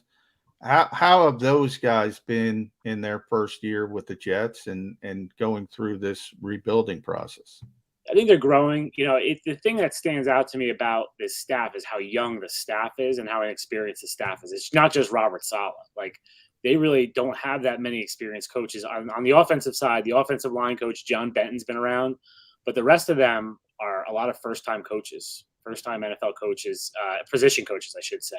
So there's been growing pains, and LaFleur really, I thought he had a tough start to the season and he looked overmatched at times, but he has really, I think, gotten a lot better over the last month or so. He called great games with Mike White. I thought, the Cincinnati game when Mike White had a good game, he called a nice game there. last week in Houston. They didn't put up a lot of yards, but they were struggling to start the game. Wilson was 1 of 6 and with an interception. And so LaFleur went to in the second quarter, he just went to, push pass to Elijah Moore, 15 yards, screen pass, another little, kind of those end around passes, just short stuff to get him going. And they moved the ball down the field. And then the third quarter, they came out and he had an intermediate throw to Elijah Moore. That was just kind of an easy throw for Zach. Then he ran the ball. They ran the ball a lot. And so I thought he had a really good game, even though they didn't put up a lot of yards. And I think, Saleh, it's hard to evaluate Saleh per se because he's not calling the defense right now. He gave that up. He's kind of the CEO of this whole thing. The Jets have not quit on the season or anything like that. They're with him. They're fighting still. They're playing hard. So you give him that. I mean, he has a very, very young team. He does not have a lot of talent on this team, especially on defense. They're really lacking talent. So it's hard to blame the coaching for many of these struggles. They had a stretch, guys, where they gave up 54 points to the Patriots, 31 to the Bengals, 45 to the Colts, 45 to the Bills. And it felt like, okay, this thing could spiral out of control here. They've righted the ship a little bit now against lesser competition, the Dolphins and the Texans. That defense has kind of gotten back on track and played better. So I'll give them credit for that. And I think every coach that comes to the Jets thinks they know what they're getting into, and then it might be a little bit different when they actually get here and deal with everything that they have to deal with as coach of the Jets. Well, real quick before you jump in, Jody, I just want to follow up, Brian. Our old friend Joe Douglas, you mentioned Robert Saleh has 5 years. Is Joe Douglas on the hot seat already, or is No, I don't think he's on the hot seat. I think there's questions that are starting to circulate around about Joe Douglas. He's now had basically he's been on the job since 2019, but that year he came in after the draft, after free agency. So he's basically had 2 cycles of free agency and the draft, and the roster is not that good right now. And his 2020 class is not great. Mekhi Becton hasn't played all year because of injury. Denzel Mims is second-round pick. The coaches clearly do not like him, and he's had a tough time getting on the field. This year, the draft is promising, but it's all going to be about Zach Wilson. It doesn't really matter. Yeah. It's his second first-round pick, Elijah Vera-Tucker. The guard has played well. Elijah Moore's played well. Michael Carter, their fourth-round running back, who's now hurt, he played well when he's healthy. But all anyone's going to remember is how Zach Wilson turns out. So I don't think he's on the hot seat yet. I think next year that'll be the question. He has 2 first-round picks, 2 second-round picks in the draft. So those are 4 players he's got to hit on. They got to be contributors in 2022 and look like they're solid parts of the future. They're going to have about $50 million in cap space, so they can add another couple of good free agents. This roster has to be markedly better in 2022, and I think the patience is over with Jets fans. This is the longest drought in the NFL. It's going to be 11 years without the playoffs. They have to at least contend next year. Yeah, it doesn't seem like it was 11 years ago that Rex was taking them to the playoffs, but it has been. Because I go all the way back to 1969, so it all just blends into one blurry picture. Let me ask you about a specific guy you mentioned, Douglas draft, Denzel Mims. I remember leading up to the draft, thought he was a borderline first-round pick. Jets took him in the second round. I thought they got value. He hasn't worked out, and now this is the second coaching staff that he's played under, so I can't just say that it's this year's coaching staff doesn't get the most out of him. He's been a disappointment. Why? Yeah, I think the coaching staff change hurt him, Jody. I think the old coaching staff really liked him, and I think they probably would have used him more. I don't think this coaching staff has clicked with him. He got food poisoning in the spring and missed almost the entire spring because of the food poisoning, which that set him back. And then when he went to training camp, there were all these guys ahead of him. I don't think he reacted very well. I don't think it was like, okay, I'm gonna work extra hard here to win the job back. I think he kind of sulked and pouted a little bit, and they did not like that. So he was a story all training camp. They at one point that he was on the kickoff team. They were trying to get him on the field, and it's just then he got hurt in training camp and missed some time. And he just hasn't. He was inactive in the beginning of the year. Like he was just inactive for some games, and it just hasn't clicked with this coaching staff. And I'm not sure if I would think he's probably going to be on the trade block in the offseason. Yeah, tell Douglas not to lose Howie's number because the Eagles could use upgrade to wide receiver. Yeah. Why not? So Why he's, not? I mean, the thing with him is like he's got speed and size that you can't teach, right? But he came from Baylor, which runs a pretty limited offense. So he sort of needed a lot of work. Like, and they knew that when they drafted him. So what happens in 2020? There's no offseason, right? Because of COVID. So the kid has no OTAs. He's got no minicamp. Then they have a truncated training camp where he hurts his hamstring as a rookie. He misses the entire training camp. Week 1, he hurts his other hamstring. So he's out for like 4 weeks. So he comes in the middle of the season. There's really, the middle of the season, you're not developing guys. You're not teaching them how to play. So the rookie year was kind of a wash. Then this year he gets food poisoning in the spring, misses all that. So he could be a late bloomer where someone gets him and really puts in the work and he gets him into a full off season and a full training camp. Maybe he blossoms, but it's just not happening with the Jets right now. But I'll say this, guys, if Corey Davis can't play and Keelan Cole's out, you're going to see a lot of Denzel Mims on Sunday. Denzel Mims. He just came off the COVID list. He was on the COVID list last few weeks. He just came off yesterday. I think he'd get a lot of reps on Sunday because he's the only other guy that plays that position that those two play. Maybe a showcase game for Denzel. Maybe, there you go. Yeah. How we think. Well, Brian, you mentioned a little bit about that defense, that little stretch they had when it looked like things would unravel. Obviously, that's Robert's expertise. Yeah. I like the fact that I guess it's Jeff Ulbrich calling the plays. Is that who calls the plays? I like the fact that he's a CEO coach. That's very rare now for young coaches. But if you do look at the defensive side of the ball, I guess the attrition started pretty early with Carl Lawson. What do they do well? What do the Eagles have to be worried about? And also, what is Robert was kind of talking really well about Elijah Riley, who the Jets signed off the Eagles practice squad. How is he fitting in as well?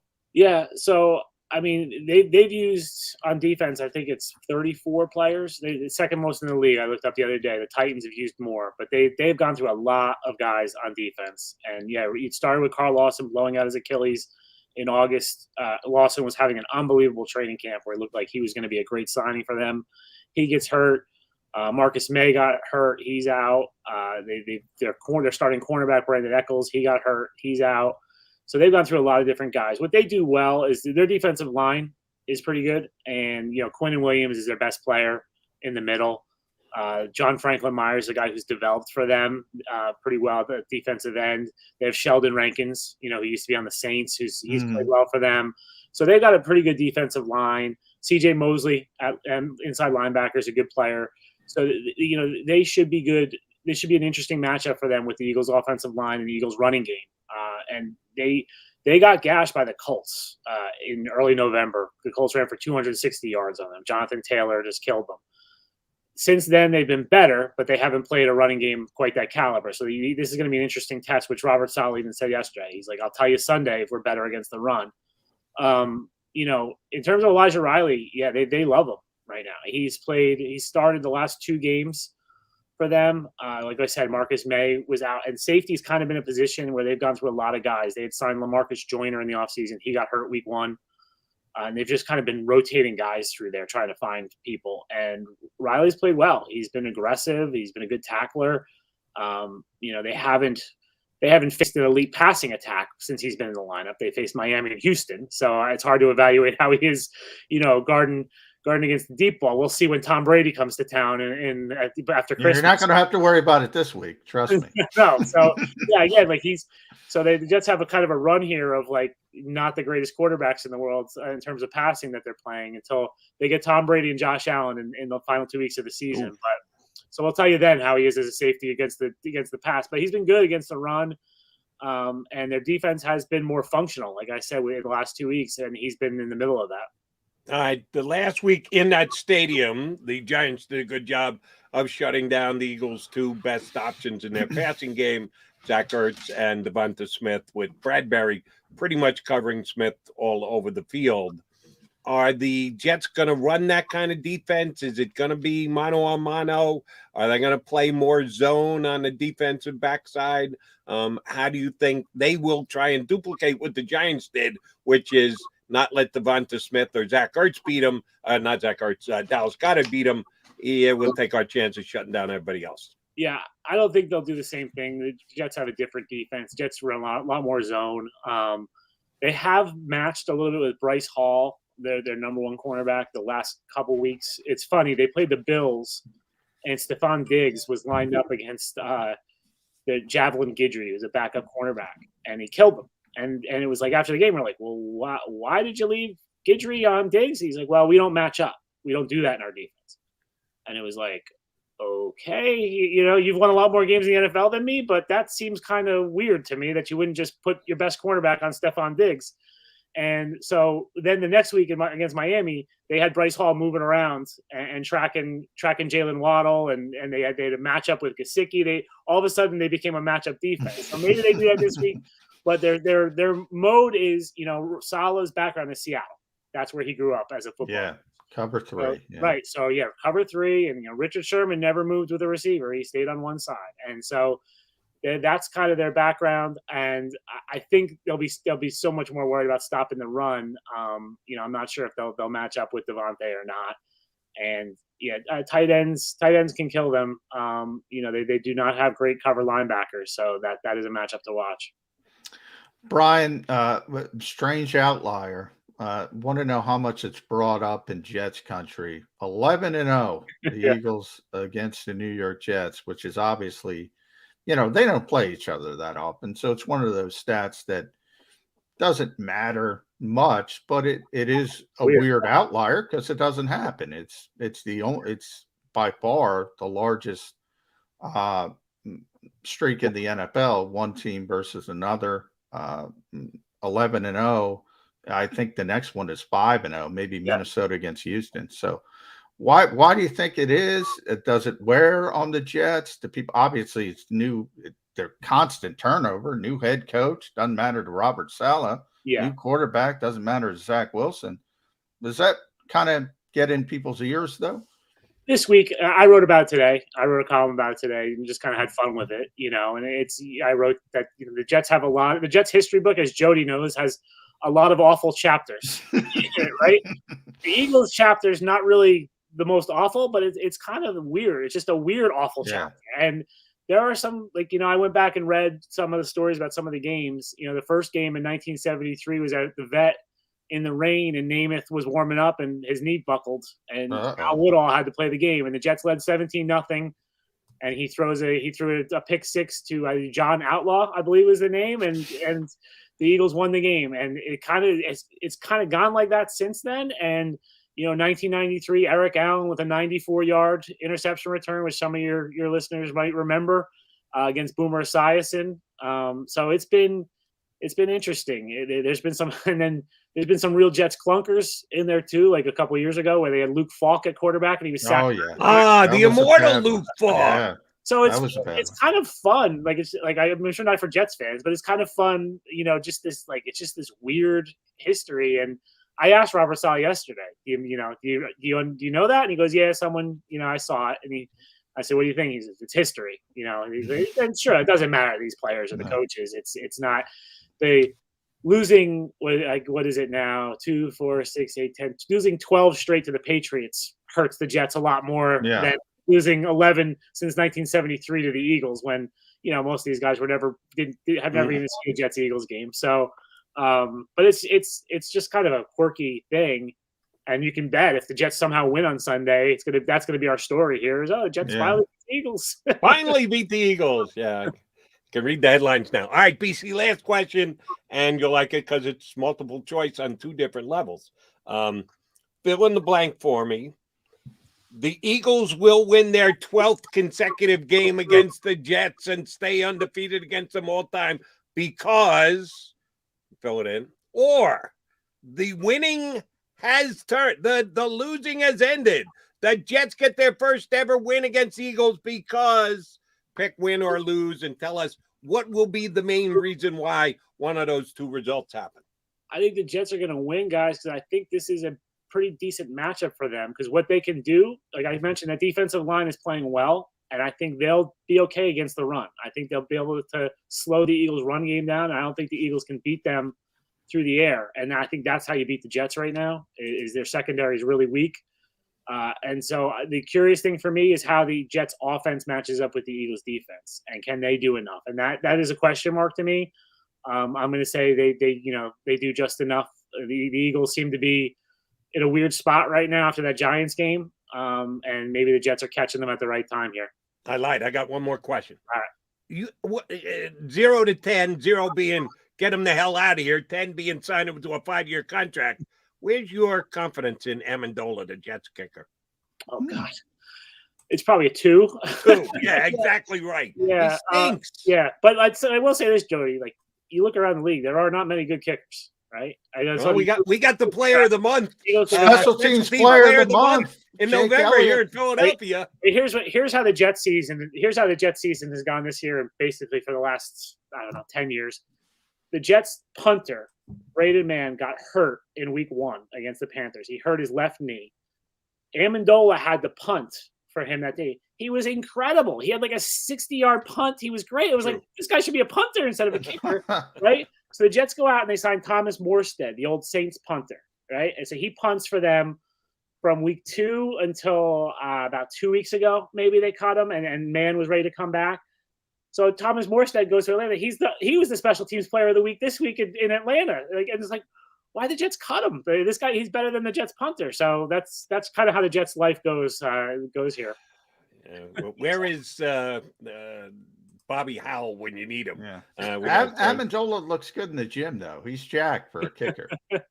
And Nick Folk, who was the Jets kicker for years, and they got rid of, is money for the Patriots. Now, every time you look up, Nick Folk's making a field goal for the Patriots, and they cut him like 5 years ago because they didn't think he thought he was done.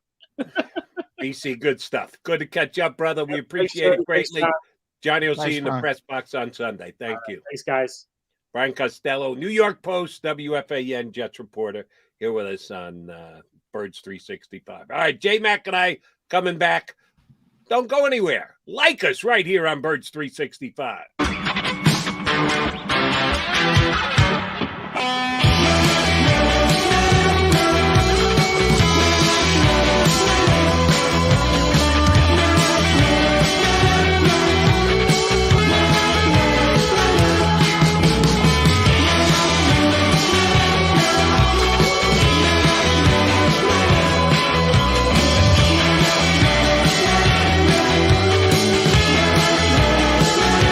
At Stateside Vodka, every new customer gets the world's best rocks glass, free. What's that? A rocks glass? You're telling me that bottle is cut in half? You could say that. Holy shit. And you're telling me I can get one of these glasses for free? That's right. 1 free rocks glass per customer with each first-time purchase of Stateside Vodka. So good, it just disappears.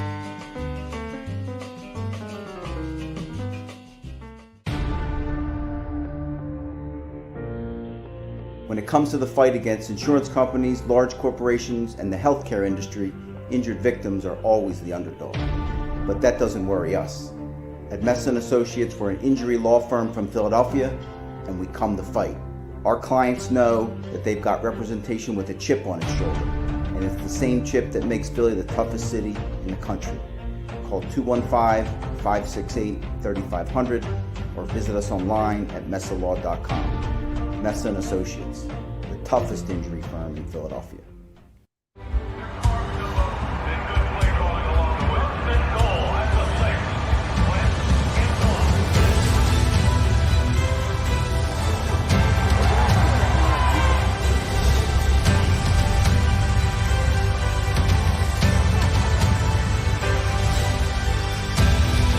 On the field of life, First Trust Bank is there for you. Champions on 3. 1, 2, 3. Because Philadelphia dreams deserve a Philadelphia bank. Go for the midnight dares. Go for the game. Go for the hits. Go for the fans. Go for the win. Go to Ocean Casino Resort. Book your trip at theoceanac.com. At Stateside Vodka, every new customer gets the world's best rocks glass, free. You're telling me that bottle is cut in half? You could say that.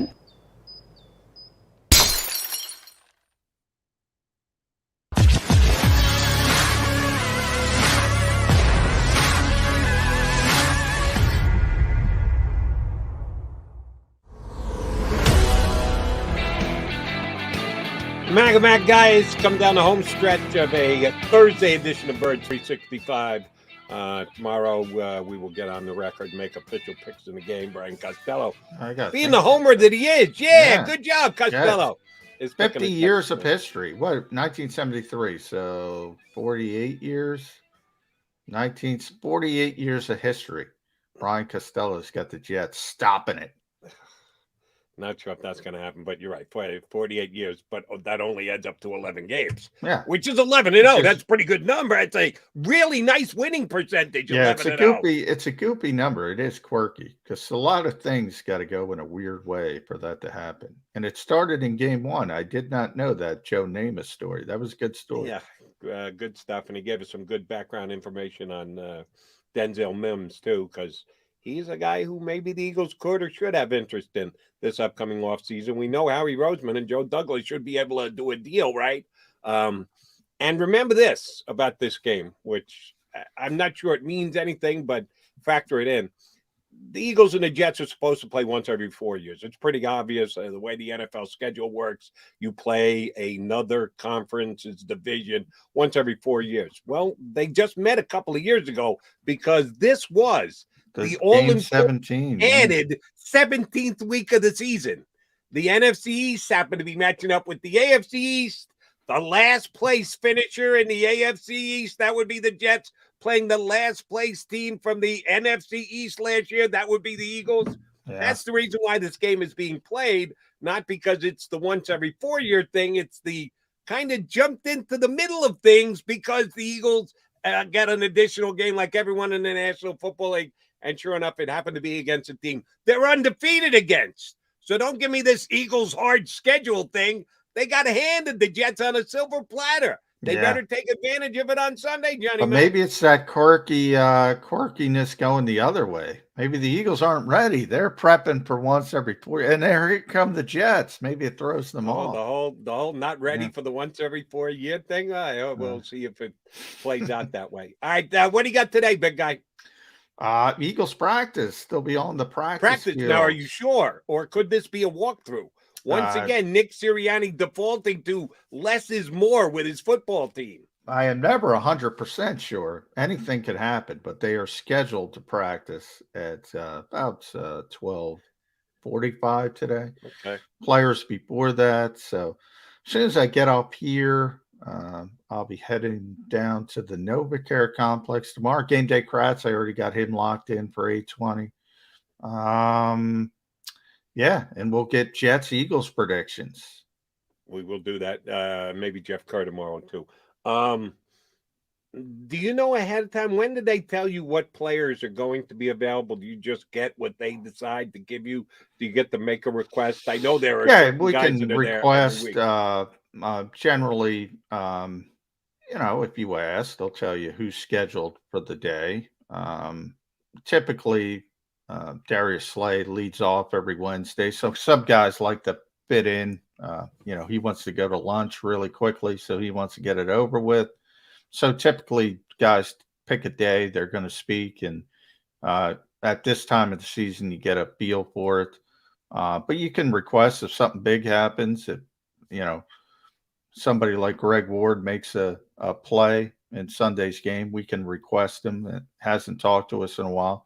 So, it's a give and take in the COVID world. It's funny that you go there because and you're part of the Eagles media beat, and you're outstanding at it. And I'm just a guy who sits here on YouTube and gives you his opinion on a day in, day out basis. But if I were one of your groups, I would actually request Greg Ward to be able to ask him the question, how badly do you suck in practice that the coach doesn't think you should be on the field instead of a guy who can't catch the ball? Kind of an important asset that a wide receiver in the league needs is the ability to catch the ball. Man, you must think in practice that you can't get on the field over him. Greg, what are you doing? That'd be the question I'd ask Greg Boyd today.